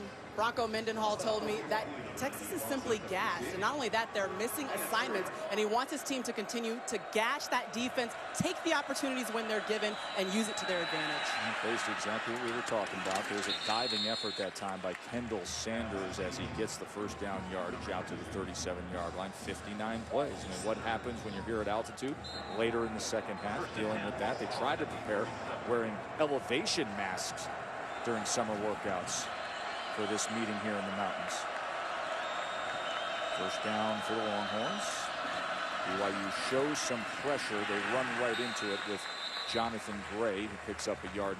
So what do you have to do if you're Texas to move the football here in the second half? To me, it's pretty simple, Tess. If I'm Major Applewhite, I take what they're giving me on the outside. That's the cushion. Take the cushion. Make them tighten it up. Get the ball to the perimeter. Let your outside guys enjoy their athletic, whatever you want to call it. Bigger, faster, stronger out there. That's where they have the advantage.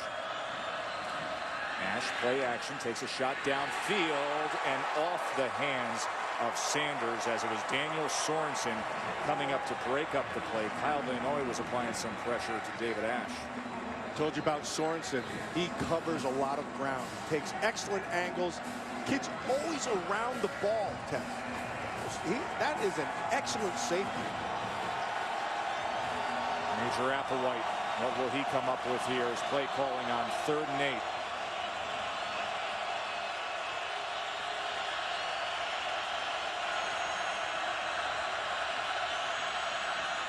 8. Rush 2, drop 9. And look at that effort that time by Sanders. It's thrown low into the outside, and he came back for the ball and snagged it. Good hands, Kendall Sanders. And that's exactly what you have to do. This is on Poive again, just on the outside. That's a great effort. I'd do that right down the field until they tightened it up.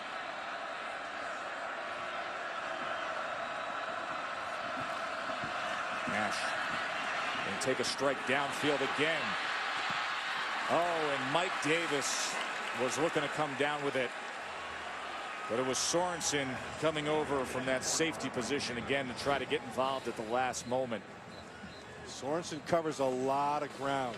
Well, he reached out that arm just as the ball was coming down, but Dash plays that out in front. Davis had already had a step on the cornerback. 2nd and 10. You don't have to push it down the field. They're giving you 8 yards a throw. Take the 8 yards. Here's Gray. And he is stacked up. Gain of just 2 to midfield. BYU came in here with a reputation of being a really tough defensive front to run against. And they're showing that. They're handling that offensive line. And now they have him in 3rd and long situation, which is exactly where they want to be. Van Noy's the guy here. It's number 3 to the top of that defensive front. The All-American defensive player for the Cougars.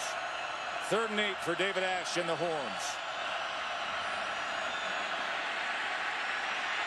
And he is shut down by Kyle Van Noy. Van Noy just at the top of your screen, number 3. They bring 4 people. You can see him right up here. There he is. The mark of a great pass rusher is to find your way. You're reading everything. That's just good football. Good instincts.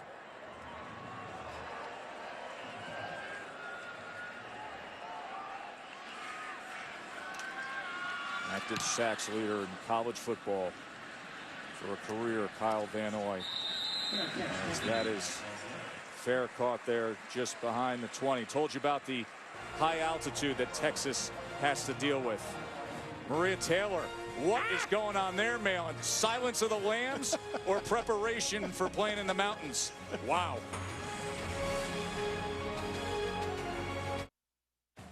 BYU sits right in the midst of the Wasatch Mountain Range. So this stadium, Lavelle Edwards Stadium, listed among the highest elevations in college football. And Texas was talking a lot about that, Maria, in their preparation for this game. That's right. Preparation started in the summer when they wore this black silicone mask that basically restricts airflow and forces athletes to take deeper breaths and mimics high altitude training. So they used it in the summer. While I had it on, it was really difficult to breathe in, guys. And it was just another thing Mac Brown wanted to use so that his team wouldn't have any doubts coming into this game that the altitude would be a factor. I'm glad she took it off for the report there. Thank you, Maria. As BYU is back to offense, the defense did the job once again. Jamal Williams back to running the ball well as he goes for a gain of about 5 there. And 60 plays already on offense for BYU. That's the other side of this deal with the elevation. And of course, as Williams goes ahead for 2 more, you spent a good part of your pro career playing on the road at Denver. Yeah, Denver Broncos. And the thing that you don't really think about it until it hits you. And all of a sudden you realize, man, you get tired fast. And that's what right now this Texas defense and offense are experiencing. 3rd and 3. Here's Hill to pass. And Hoffman going up for it. And he's such an acrobat downfield, and he hauls it in at the 41-yard line. Boy, are they glad to have him back.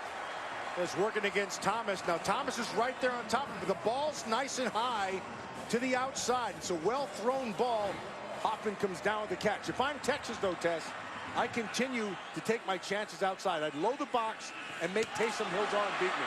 This time he goes to Skylar Ridley. And Cody Hoffman, last week he didn't play, was dealing with the hamstring. This week, contributing well. Look at that. The backside up nice and high where Hoffman can get it. He's closing in on many of the all-time records here at BYU. Williams just striding along effortlessly to move the chains to the 26-yard line. Texas better do something quickly, because this game's going to get away from them. They've got to understand, load the box. Take your chances athletically outside because you have that advantage. Hill over through the slant to Ridley. That's what he was doing a week ago. His ball was coming off high all the time. In fact, I watched him, and he threw so many errant throws a week ago. I called my guy, Ron Jaworski, asking him what makes a quarterback continually do that. Flags come in here. And, you know, to your point, as we saw all the success Hill's had on the ground, you say, hey, load the box and make this guy beat you with his arm. Yeah. At the half, he had only completed 4 balls. False start. Offense number 74. 5-yard penalty. 2nd down. And then make him consistently do it, Joe. Because he ran for almost 170 yards at the half. Take that away from him. 166 yards rushing, 2 rushing touchdowns for Hill as he quickly gets it out to the near side. Able to find false sled.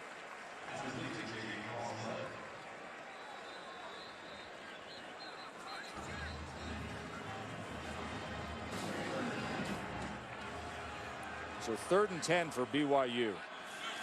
Texas defense needs a stop. Here's when he's at his best, and he does it again. Taysom Hill. They don't have an answer for him.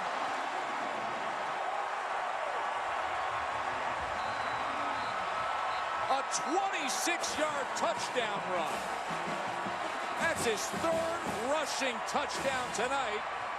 They got a quarterback in a knee brace coming off an ACL that's knocking on the door of a 200-yard rushing night. It's been this same read option the whole night long.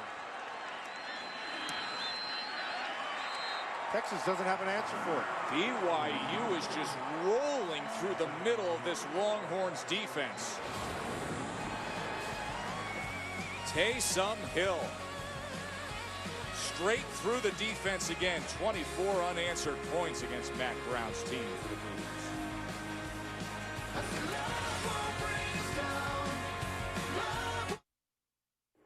ESPN College Football Primetime, brought to you by Nissan, premier partner of the Heisman Trophy. That's the Sundance Resort, just about a 20-mile drive away from where we are here at BYU. As Robert Redford acquired that area back in the late 1960s. And the locals proud of that, and are awful proud of this guy, Taysom Hill, quarterback who has just exploded on the ground against this Texas defense. And Duke Thomas chooses to bring it out. And it wasn't a good decision as he gets popped at the 17. Let's go back and show you Taysom Hill's latest. Show you another bad decision. This is Condre Diggs on the outside. He's going to come on a rush. When that happens, you're Shuro Davis inside. You have to get to the inside. You can't give up that gap. He jumped around the outside, opens up the gap. Taysom Hill's in it, and then a couple of poor tackles, and it's another 6 quick.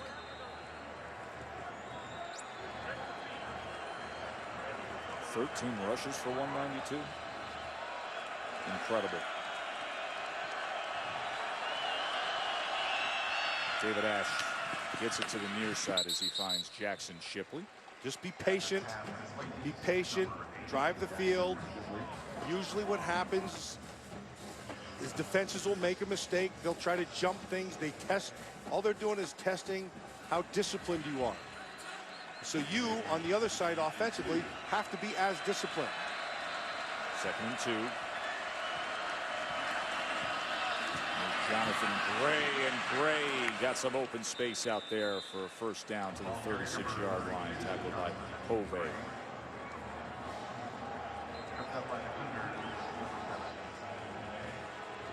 Well, Mike Davis, number 1, top of your screen when you see this formation. He's the guy that's had opportunities all night long. Ash going to run it himself, gets 3 yards that time. Tackled by Fua. They're having absolutely no success running against that front. Their success is going to come on the outside.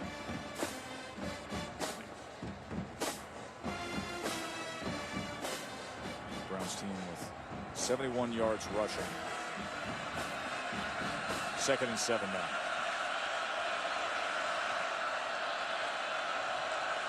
There's that big cushion again with Mike Davis. And Poivet on the bottom. Jonathan Gray. Here goes Gray. And Texas with a big gainer and much needed as he was finally tracked down by Blake Morgan as he goes for a 37-yard run. Just a little trap on the inside. He just cut it back to the backside. They over pursued to the top. He took advantage of it.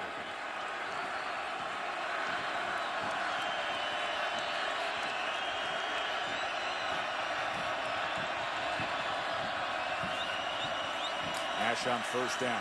Pumps to the end zone. And that's a touchdown. Mike Davis. All night long, he's had position. And he cashes in again. 23-yard touchdown catch. Ash to Davis. And once again, it was Daniel who was stuck trying to cover Davis. And he never got his head around. So he's got to read the eyes of Mike Davis. When Mike Davis, right there, when he looks, you as a defender, you have to look.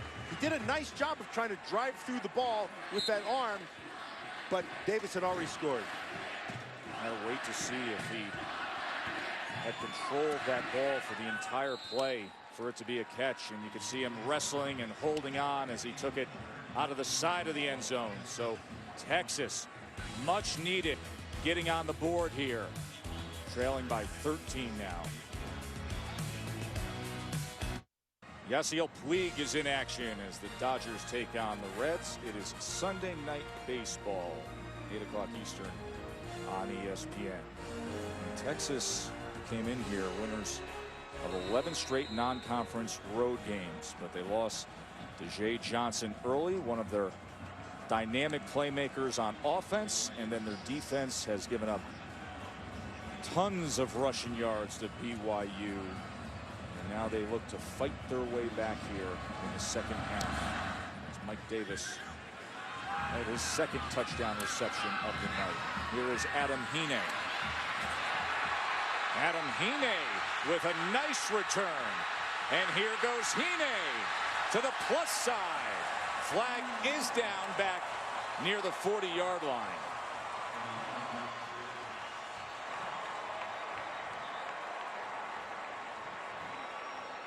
So we will wait for the call here.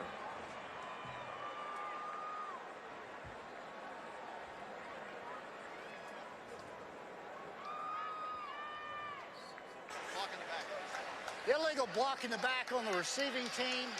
15-yard penalty, first down. So Hine had a little help, and they will walk this one back.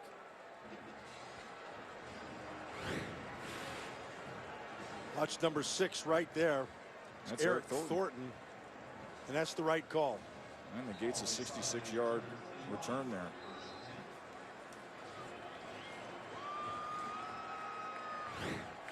So instead, BYU will start from the 31.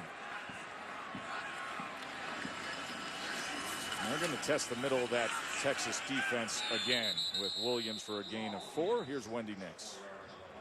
Joe Tess, thank you very much. We go back to Ann Arbor, and if you're looking for a pretty good time for your first career interception, it'd probably be this game. Stephon Tuitt picks off Devin Gardner in the end zone. Notre Dame making it a ball game, 34-27, fourth quarter.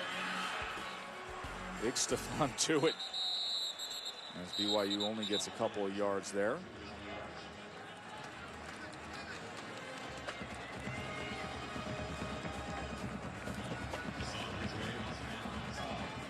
Well, right now, if you're a Texas defender, now's the time to make a play. You need to get your team back in it. Somebody's got to make a play. 3rd and 4. And that is incomplete. A late flag comes in. He was looking for Hoffman on the slant. He was covered by Bindum. And Carrington Bindum may have got a little too much of Cody Hoffman. Hoffman uses his body well. Kind of negates the speed advantage. Holding defense number 23. Penalty will be 10 yards from the previous spot. Automatic first down. Senior corner matched up against one of the best receivers in the country. Yeah, he grabbed him to the top side. That all happens because of eye control. Did you see he took inside and had inside position where he needed to be, and he took his eyes back inside, and that's what got him. So first down for BYU. Play action now. Hill going downfield and gets it complete. And Appo had his knee down when he caught the ball, but it will be first down yardage into Texas territory. So BYU takes advantage of the penalty, takes a strike downfield, and now they look to respond after Texas had closed the gap. Williams with blockers in front, a stiff arm just beyond Jordan Hicks, and they're looking for a face mask there, as you see Kyle Van Noy letting the refs know about that.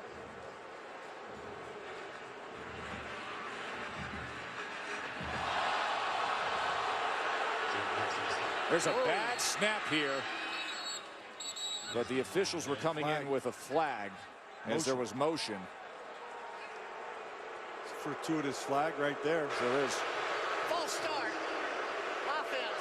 Offensive line. 5-yard penalty. Second down. Robert and I a little upset. Hill was still barking out commands, getting everybody set in position. See any movement on that one?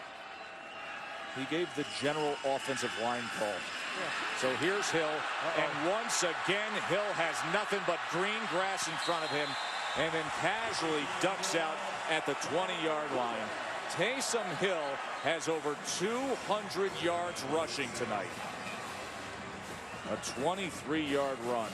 Well, they came with a blitz. They were locked up in man coverage. Taysom Hill read it, got to the outside. Still running. Here's Lasike. A stiff arm and a gain of 2 for the former rugby player, taken down by Steve Edmond. We spoke with Bronco Hill yesterday. He had that little that little gleam in his eye. He felt pretty good about how his team was going to play. He thought they coached him hard this week. He thought his offensive line would play better, and he thought that his running game would be better. He was 100% right, Coach. 2nd and 8. Hill, quick strike, and that is incomplete. As Duke Thomas had coverage on Russ Oppo. Should have been caught. Oppo's a Texas kid. Told you that he originally verbaled to Texas, then switched to BYU. If you hit that thing right in the chest, Oppo can't drop that ball. Trying to overcome a shoulder injury, Oppo. 3rd down and 8. Texas shows some pressure to the end zone and too far to the outside. Mitch Matthews is 6'6". He needs to be about 7'6" to handle that. Bynum was right there with good coverage. So BYU will send field goal unit out there as Justin Sorensen will look to add to his night. He's 2 for 2. He's made from 34 and 32. This is from 36. And it hits the post and goes right in. Well, it's that kind of night for the Cougars. A 16-point lead for the home team. And a look of concern with Mac Brown. It shouldn't be. I mean, there's a concern because they haven't been able to stop this rushing game. It's a 2-score game. You can get right back in this thing on this series just by taking what they give you, drive the field. That was a nice job by Scott Ariano, the punter, who's also the holder, to get that snap down and ready for Sorensen. Yeah, that position, that's one of those positions that you kind of take for granted. And I've seen some great holders, but the best one that I ever saw was the old quarterback from Nebraska, David Humm. He was a master at it. That was pretty darn good. BYU team came in here off a disappointment at Virginia last week. They lost 19-16 in a game that was there for the taking. They had the lead late, and then a costly turnover. They just served it up to Virginia. But tonight they have come out and played purposeful, intense football, committed to the run, and powering their way through Texas here. The story of the game has been their quarterback, Taysom Hill, and what he's been able to do on the ground.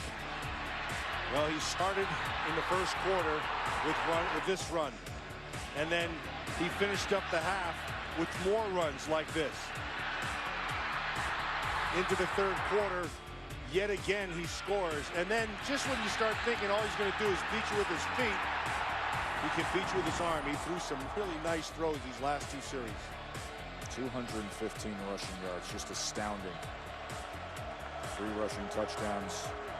And now Ash's chance to respond after they held him to a field goal there. Pressure up the middle. Can he keep his footing? No. Taken down by Remington Peck. It was Kafusi the first to get to him, but Peck finished it up. They're getting them there with just 4 rushers.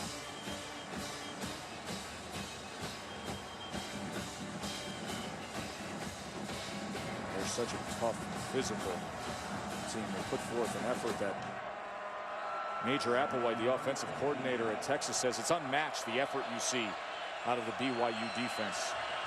Just how they're programmed, how they play. 2nd and 14.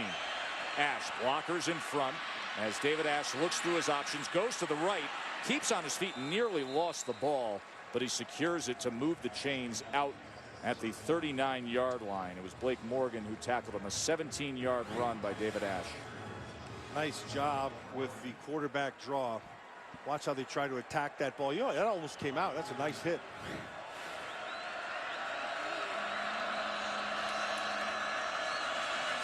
Pulls it from Joe Bergeron and only able to get 2 yards as Eleni Fua was able to get to David Ash.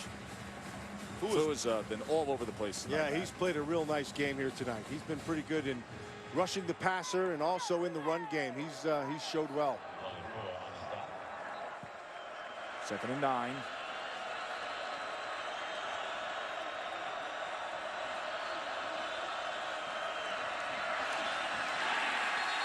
And that was tipped by Kafusi.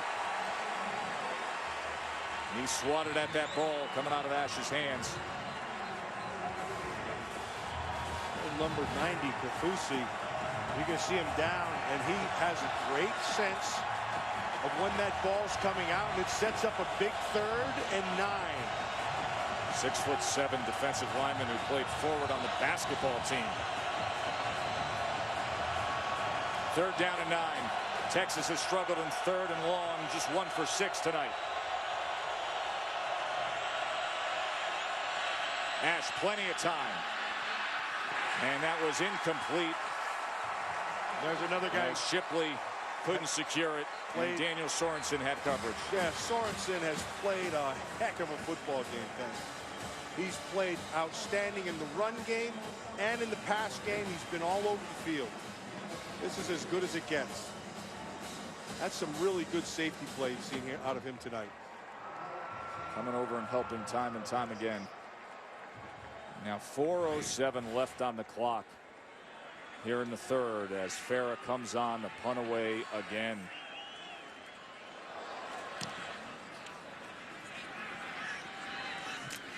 And Falslev with the fair catch at the 21-yard line. Celebrating its 9th year sponsoring the Good Hands Field Goal Nets, Allstate makes contributions to participating universities' general scholarship funds for each field goal and extra point kick. To date, Allstate has contributed more than $3 million in those scholarship monies.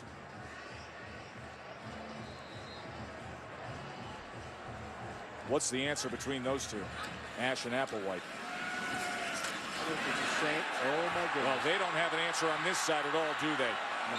Taysom Hill just making it look far too easy running the ball against this Texas defense. Tack on another 19 yards to his night.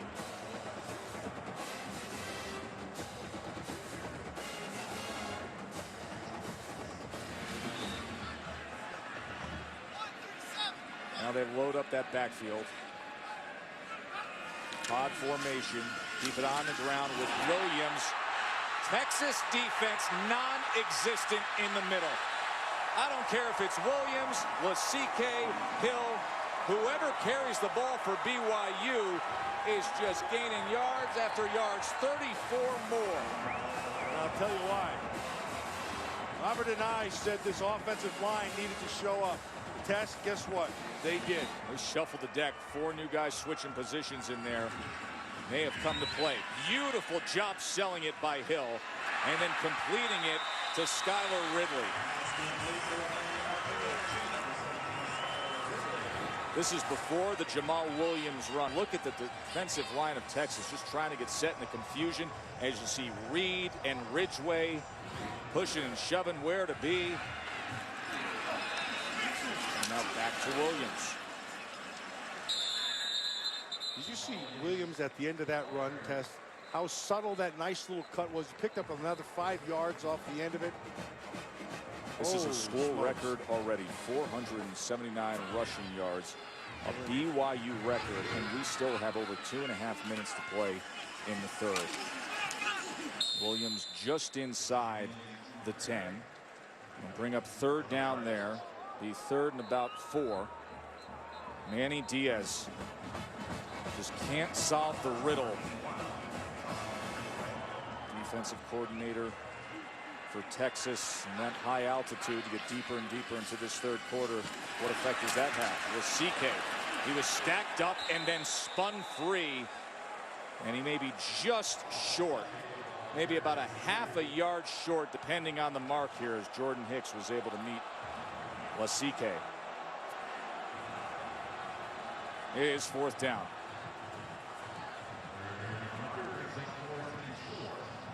Fourth and inches here. And they send the field goal unit on. All that success they've had right in the middle against that defense. I'm surprised. And they're ready to kick. Sorensen is 3 for 3 tonight. This play is under further review. Well, it's a 2-score game, but they need 2 touchdowns and 2 two-point conversions, but it is still 2 scores. And so this would make it a 3-score game. Now, having said that, your offensive line has shown some muscle here tonight. Sure they have. We're going to check and look at the mark here as to where the CK was. And there's the knee down. Now that yellow first down line, that is unofficial. It's a good hit by Jordan Hicks. The CK just keeps on powering through.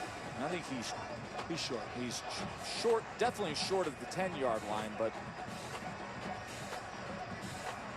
and that's where they have it marked right now. They have it in between the 11 and 10, about splitting the difference there. Maybe a little closer to the 10, but we'll see what they come up with. I'm surprised. Or excuse me, the 10-yard line. I meant to say the 5 and the 6-yard line. I'm surprised that well, not really. Broncos, it's the right thing. Turn it into a 3-score game. After further video review, the previous play is confirmed. And that would mean 4th down.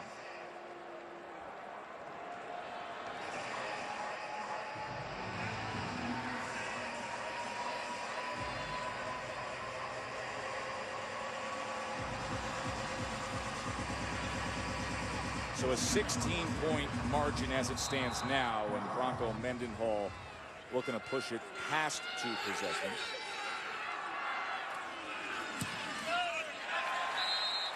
As Sorensen is now 4 for 4. And BYU has a 19-point lead. Texas has had so much success through the years in non-conference road games. They've won 11 straight. The last time they lost, September 16th, 2000. Major Applewhite was the quarterback against Stanford. Chris Lewis, the touchdown strike there. Major Applewhite came back with B.J. Johnson in the 4th quarter. Texas was within 3, but then Lewis had the game-winning touchdown pass. That's the last non-conference road loss for Texas. That was to Stanford all the way back in September of 2000. And here they are trailing by 19 with a minute and a half left in the 3rd. Tess, he had the same look on his face right there as he did at the end of that game. And that stretch, the mark they've had, the success they've had, but tonight they just cannot stop the running game of BYU. And they'll go for a touchback. Let's check in with Wendy Nix.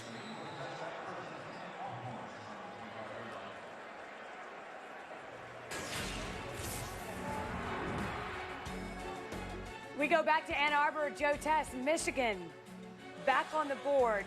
The penalty here to set up the touchdown. We have a ball game, but Big Blue won't go quietly, defending the big house. And late in the game, it's now 41-30 Michigan. A lot of offense there up at the big house. It's a lot of points to put up against a good Notre Dame defense.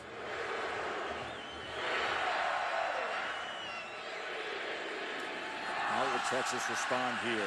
Ash able to find Daniels, and his tight end Daniels gets it out to the 38-yard line, and a 1st down for Texas. Still a lot of time left in this game. Sure is.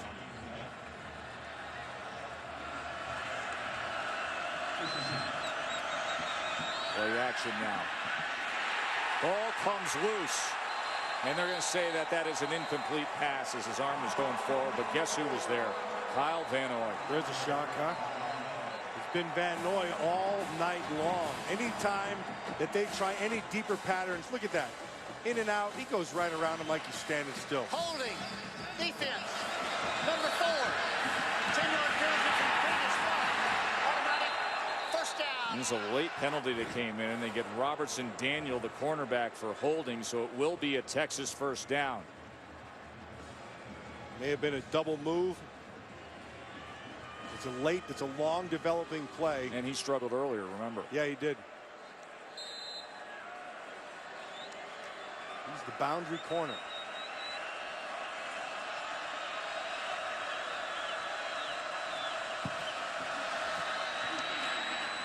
Jonathan Gray, good leg drive into the plus side as he gets to the 46-yard line of BYU. Final minute here of the 3rd quarter.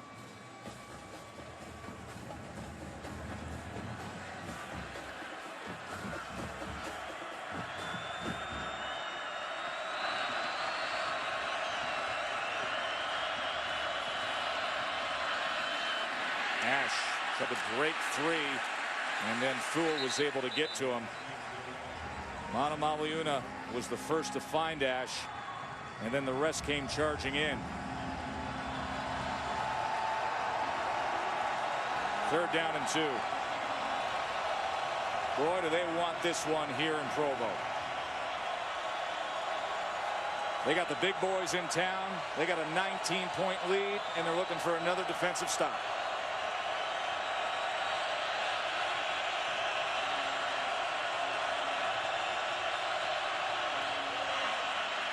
Ash trying to get to the edge. Broken play. Never had a chance. The broken play. They screwed it up right from the start, and that's the end of the quarter, Tess. A third quarter that saw BYU get up on top. Taysom Hill got it started. They got themselves a 19-point lead.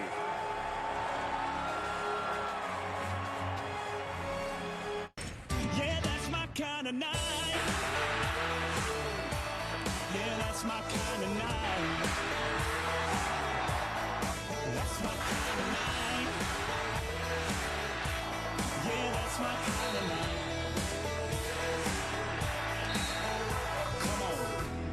It's been BYU's kind of night here in their house. Joe Tessitore, Matt Millen, and Maria Taylor on a night when BYU has made history rushing the ball. 485 yards rushing, and look at what they've done quarter by quarter as we start the fourth, and they have a 40-21 lead over number 15 Texas, looking for an upset here at home.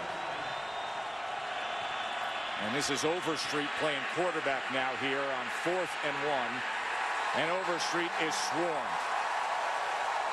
Jalen Overstreet, the redshirt freshman, who does take snaps at quarterback, plays some running back, had 92 yards last week. Nothing doing, not against that pursuing defensive front of BYU.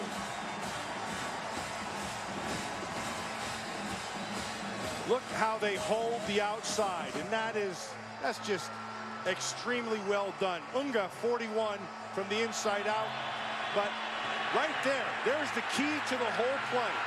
It was Kafusi. He had made him go wider and deeper, and that's the difference in the play. Whistles come in. False start, offense, number 55. 5-yard penalty, first down. Because Taysom Hill has to be, he's got to be close to some records here. Well, he's closing in on the all-time single-game rushing record in BYU history.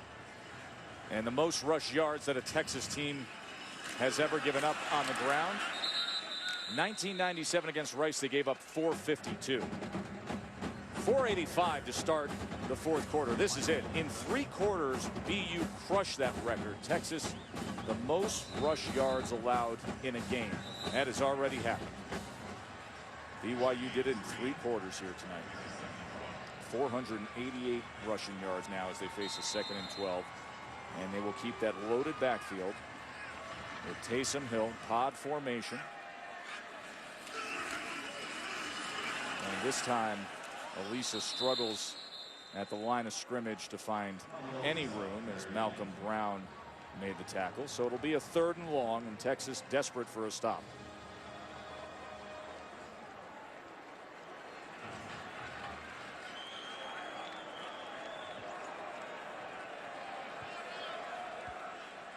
Taysom Hill's been firing BBs here as of late. Let's see if it continues. That was thrown to the outside and behind the running back Elisa. So Texas does get a stop here. 14:02 remaining. And BYU will be punting it away. That was Steve Edmond who came and defended that ball. He tried to sneak it to the backside, but Edmond, he forced this just a little bit too far to go for it. Quandre Diggs will be back to field Scott Arellano's punt. Texas has gotten after punt block in recent years. They're going to look for a return here. And here is Diggs. Quandre Diggs. See if he can set up the horns. And he gets out past the 35-yard line to the 38. Time's running out. They need a comeback. Stay with us.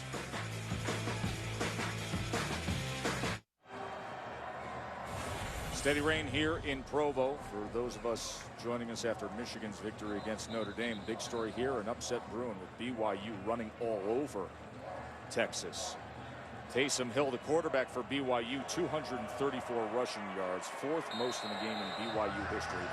Texas has given up 488 yards on the ground to BYU. That's the most a Texas team has ever given up. And David Ash in this offense needs to find an answer quick here in the 4th quarter.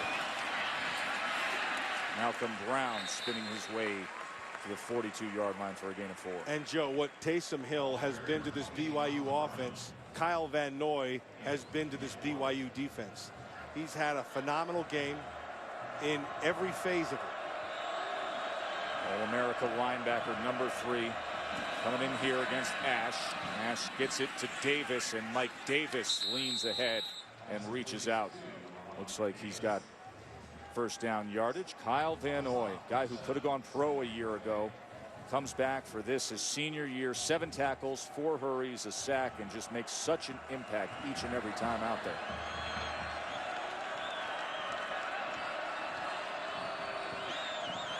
Texas lost one of their best offensive performers on their first offensive series, Jay Johnson, as they will measure this spot here. He's out for the game. Suffered a left leg injury. He's just been an observer as this offense has tried to find their gear, and the defense has struggled all night long. Well, Jay Johnson would have given them, you know, that big play capability, which they haven't had here at all tonight. As you can see, they're short.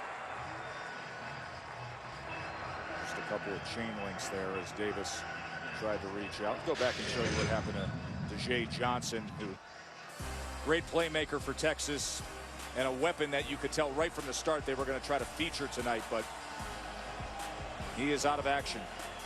That left ankle, he tried it, just couldn't do it.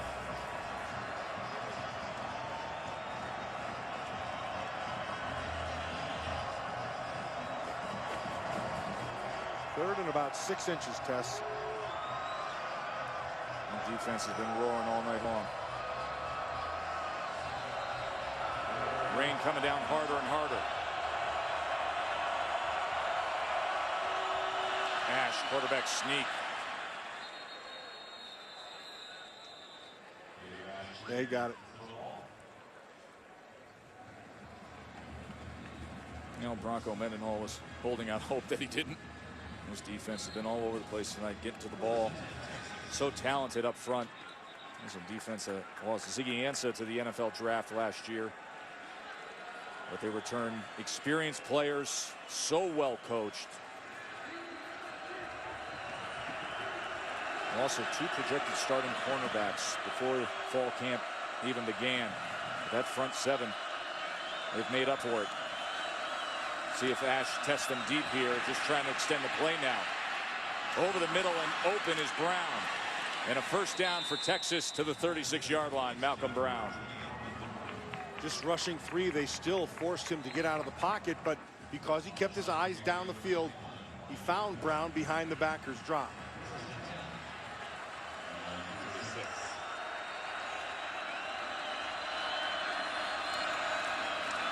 Ash.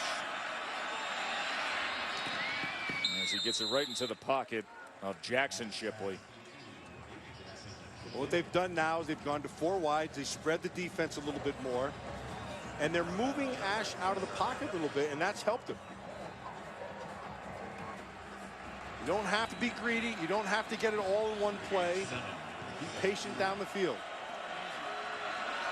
2nd and 3.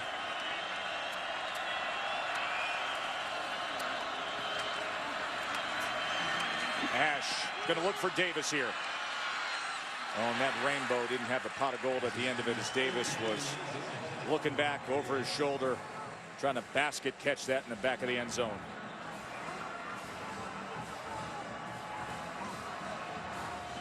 So it'll be 3rd and 3 for Texas. Pretty good coverage out there by Robinson Daniel. He's all over him. You have a short field right here. That plays to the advantage of BYU. Here's some pressure. And it was tipped. Hove came in and was able to get a hand on it. Sky Hove, the cornerback, coming in, going up, and getting a piece of Ash's throw. That's on Ash to get it over. It's 4th down, Tess, and they're going to go for it. Ash knew where he had to go. Just need a little bit more air under that on top of that ball. 4th and 3.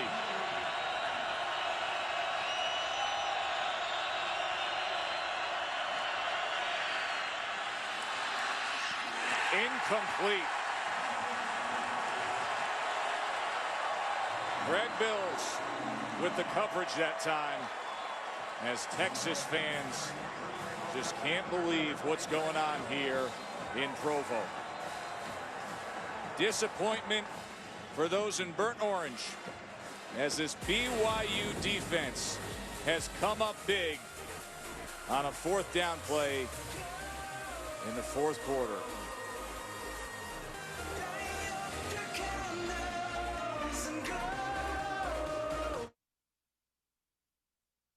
ESPN College Football Primetime, brought to you by Bass Pro Shops. Your adventure starts here. And Firestone Complete Auto Care. Keep your car running newer, longer. A little fly fishing here in this beautiful part of the country. Some late summer fun, and then the rain came, put an end to that. Ooh, yeah, it did. Some good looking fly fishing right there, as BYU is looking to haul in a big catch on the power programs of the game. Number 15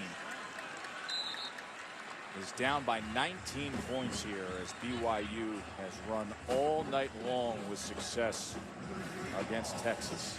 History of Texas football, no team has run for more yards against the Longhorns than what BYU has done tonight, as they add to it with Lasike.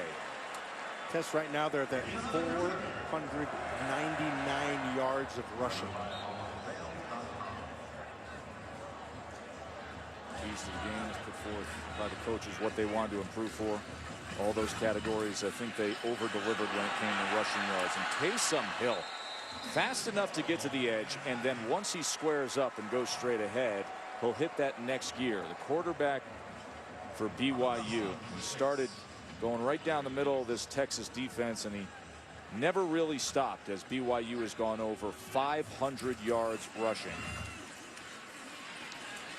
And on 2nd and 1, a pickup of 2 by Paul Lasike, another first down. As impressive as Taysom Hill has been in running the football, in the second half, he's really thrown the ball really well.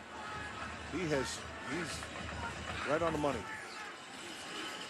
Most rush yards by a BYU quarterback could be within the reach of Hill tonight. Michael Lisa with the carry.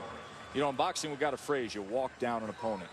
That's what BYU's been doing with this running game, just walking them down. They have mauled them. There was concern about this offensive line, and boy, as this game has gone on, they've won.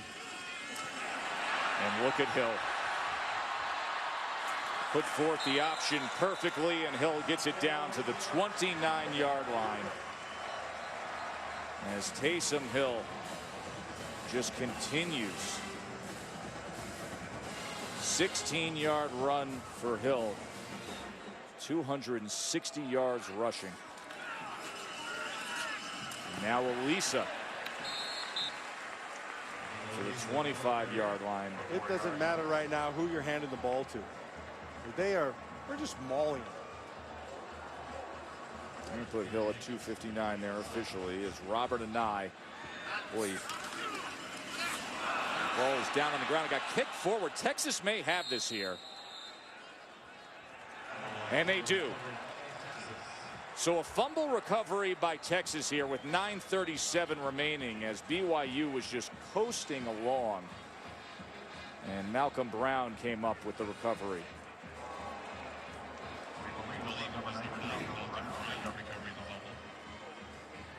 That was a mix-up between the backs. That was Heaney. So Heaney and Lasike just colliding, and the ball came loose. Desperation for Texas here as they got to play beat the clock, gain some yards, and get into the end zone. Ash. Here's Davis. Always dangerous is Mike Davis, and he gets him out to the 41-yard line, where they will have a first down. That's smart. Right inside of Craig Bills there.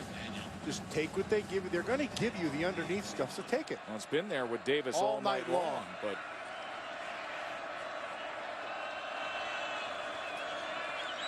only a three-man rush, and Ash is going to try to run the ball, and he is just gobbled up by Ethan Manamaliuna. Some of these, I don't get some of this stuff here, Tess. This doesn't make any sense to me. The play calling you're talking about. Yeah, this is if a design quarterback run under these circumstances with this front that has played the way it has for BYU. 2nd and 11 now. Ash trying to escape, and he spins ahead to the 46-yard line, where it'll be 3rd down and about 5 yards. As you can see, he's in pain. He's hurt. He got up. He was wincing, and then he took a knee, and the medical staff will come on out and look at David Ash. And Case McCoy is already warming up. A senior, of course, comforting to know all the experience that he has, Case McCoy.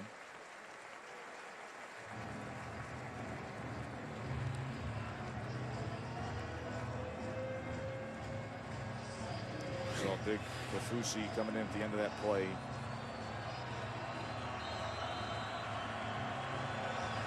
So Case McCoy comes in as David Ash was banged up there.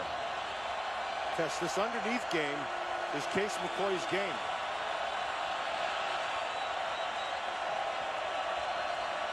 Third and 5. Right off the bench and gets the completion. It'll depend on the spot with Jackson Shipley. They're moving him. They're moving the chains. They're going to move the chains. So McCoy comes in and completes his first pass. That's how you move it. That's how he'll move this thing down the field. That's his game. And well, with the cushions they've had all night, yeah, it's the game that probably fits.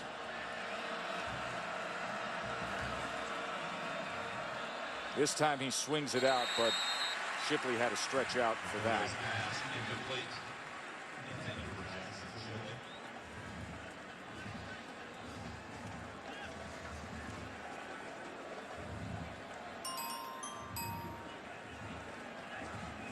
This BYU defense is a little tired also. There's a lot of plays they've had run against them.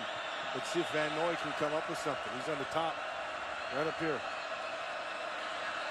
2nd and 10. Here's McCoy. Gets it to Davis underneath. A couple of years ago, back in 2011, Texas beat BYU 17-16. Flag is down there. Other side of the field, flag came down at the 42-yard line. It was McCoy who came in that game. They were trailing in the 4th quarter. Took the lead, rallied them. Personal foul, number 34. First down. Austin Jorgensen, the linebacker, the backup linebacker. You see David Ash, the medical staff there. As 7:43 remains. Texas has been limping along here in this second half. And Case McCoy at quarterback. As they hand off to Jonathan Gray to the near side, just trying to turn the corner to the 25-yard line.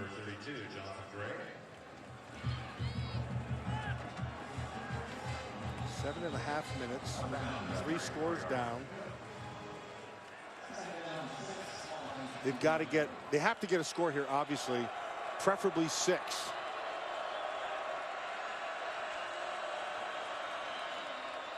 McCoy steps up as the pressure came in, and then they get to him. Hove, that BYU defense. If you hang out long enough, you're going to see a lot of them coming to meet you. David Ash walking off with a trainer.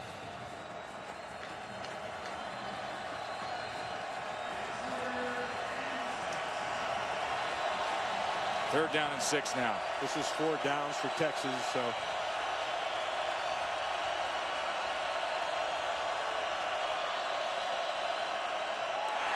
Couldn't handle that snap. Now corrals it, and then is taken down by Alani Fua.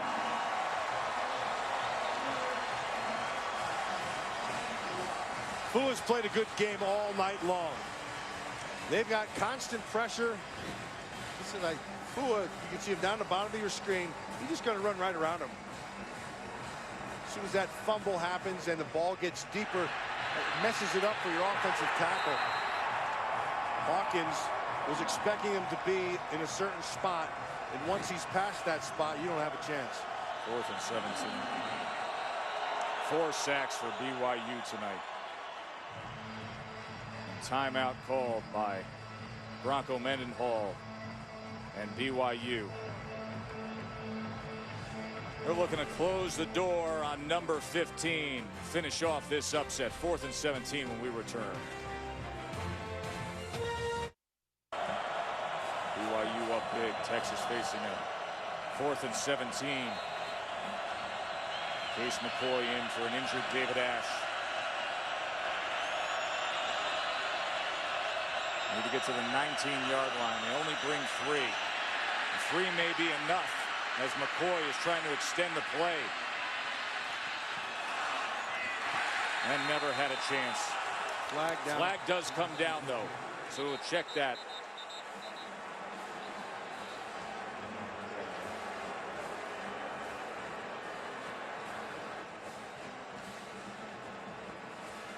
Saw Logan Ta'ele at the end of that play come in against Case McCoy.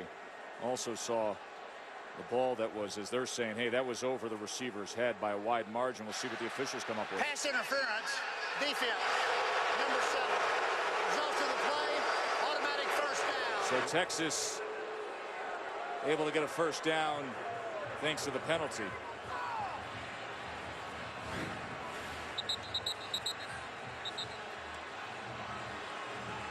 Yeah, they're trying to say that it couldn't have been caught. And the official is going to say, as you look at the hit, the official is going to say if he doesn't interfere with him, he has a chance. He's pushing him from behind, and it takes a little bit of your jump away. So first down for Texas.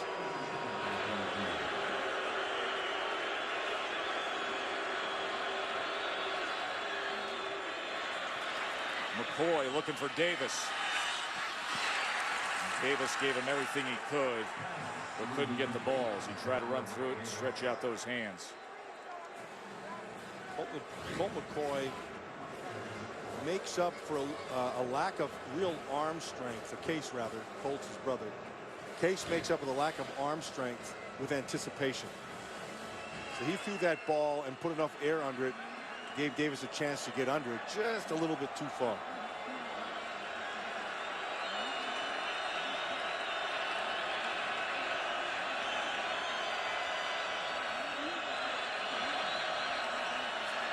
Here's Case again.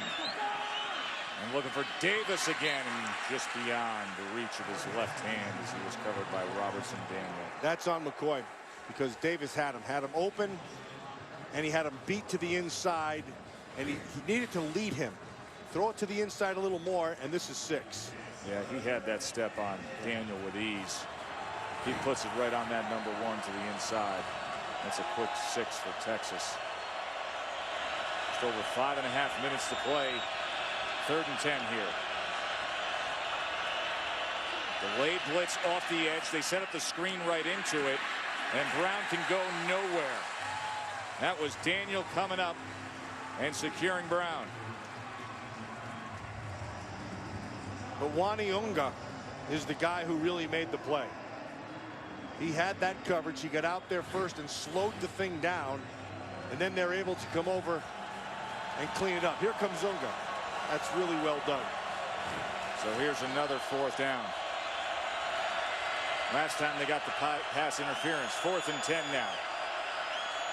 Case McCoy. Plenty of time. And that was almost intercepted, but well defended and incomplete as Poivet and Hadley were right there. You think Broncos loving that, Matt? He was fired up for this one, Tess. He was fired up, and I'll tell you, his defense played outstanding, and he called a very, very good game. Bronco Mendenhall, the architect of this BYU defense that has been some of the best in recent years in the country. They are showing their stuff, shutting down the Horns tonight.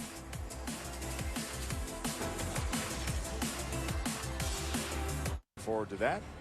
Texas may not be looking forward to what's going to be said about them this week, as BYU keeps it on the ground as they have done so all night long. Texas giving up the most rush yards in their long and great history. And tonight, BYU 533 yards on the ground. That guy there, Kyle Voinoy, has done a good job shutting down the other side of things. The game plan by Robert Anae, the offensive coordinator, it worked to perfection. He wanted to see a hard edge on that offensive line. Boy, did they. You know what I really liked about it? He was patient with that inside running game until it really started to pop. And then Taysom Hill, of course, he was otherworldly tonight. Taysom Hill, in fact, the BYU quarterback. Now, he's not getting his opportunities here as they keep it with Williams, but, I mean, he's right on the doorstep of history. He has 259 yards. In the last 10 years of college football, Vince Young, 267 rushing yards by a quarterback. Taysom Hill tonight, second best single game rushing by a quarterback in the last 10 seasons of college football. The BYU single game rushing record is 272 yards.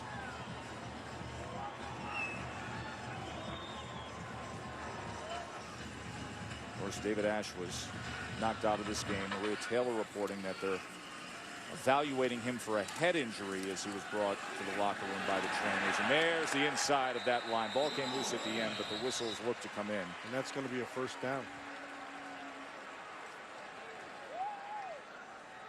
They just powered through. Jamal Williams slow to get up after he was bent back at the end of that play.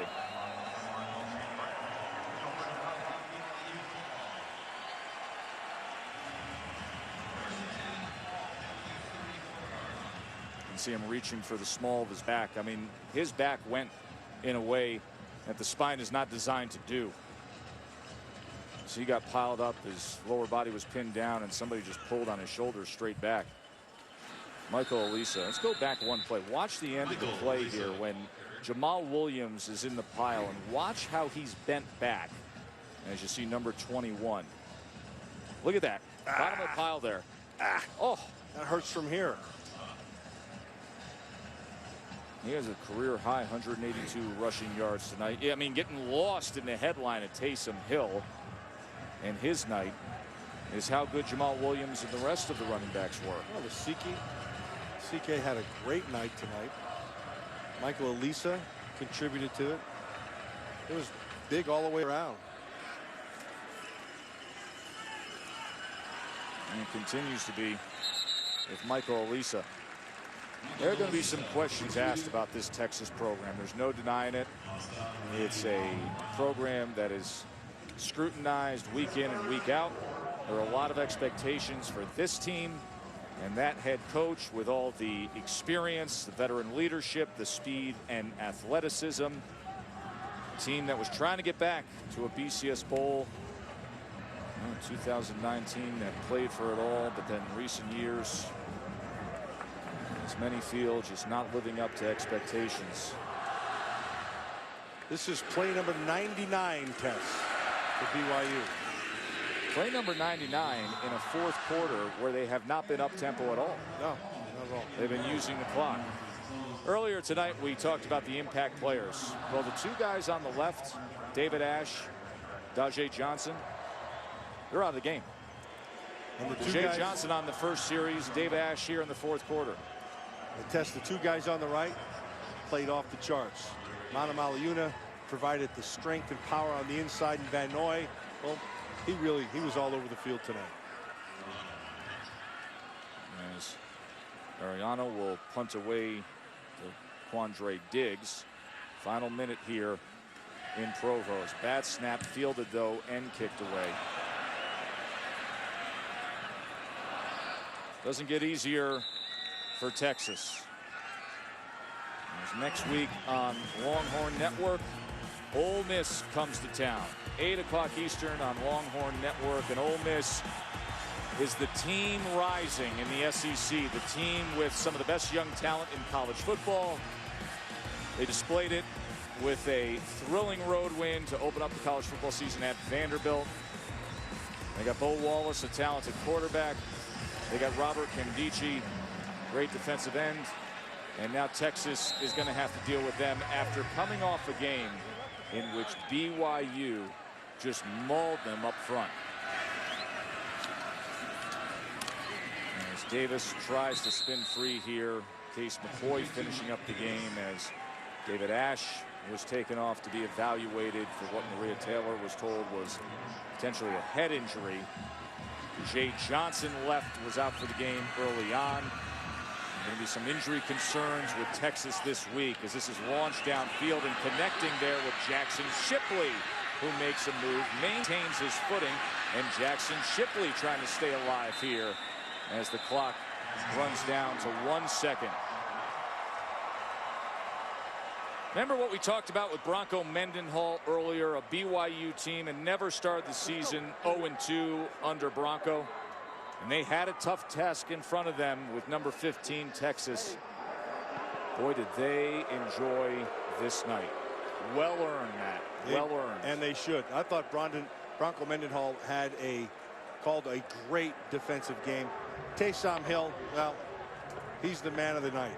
He was the difference maker for this BYU team, particularly on offense. On the defensive side, Van Noy, he had the same kind of night that Taysom Hill had on the other side of the ball. BYU put together a schedule this year. Remember, independent status, so challenging at times, especially when you get deep into it, but they worked hard to put together what is as good a schedule as they've had in recent years. You got Boise on there, at Wisconsin, at Notre Dame.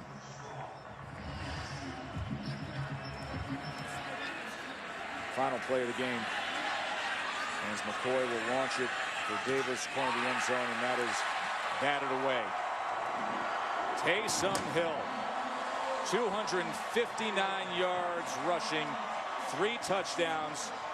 BYU rushes for 550, the most a Texas defense has ever given up. They bounced back to the Cougars after that opening week loss at Virginia. Our final score, 40-21. Cougars get a big win here at home. Stay tuned for College Football Final presented by AT&T. For Maria and Matt, Joe Tessitore. Enjoy the rest of your night, everybody.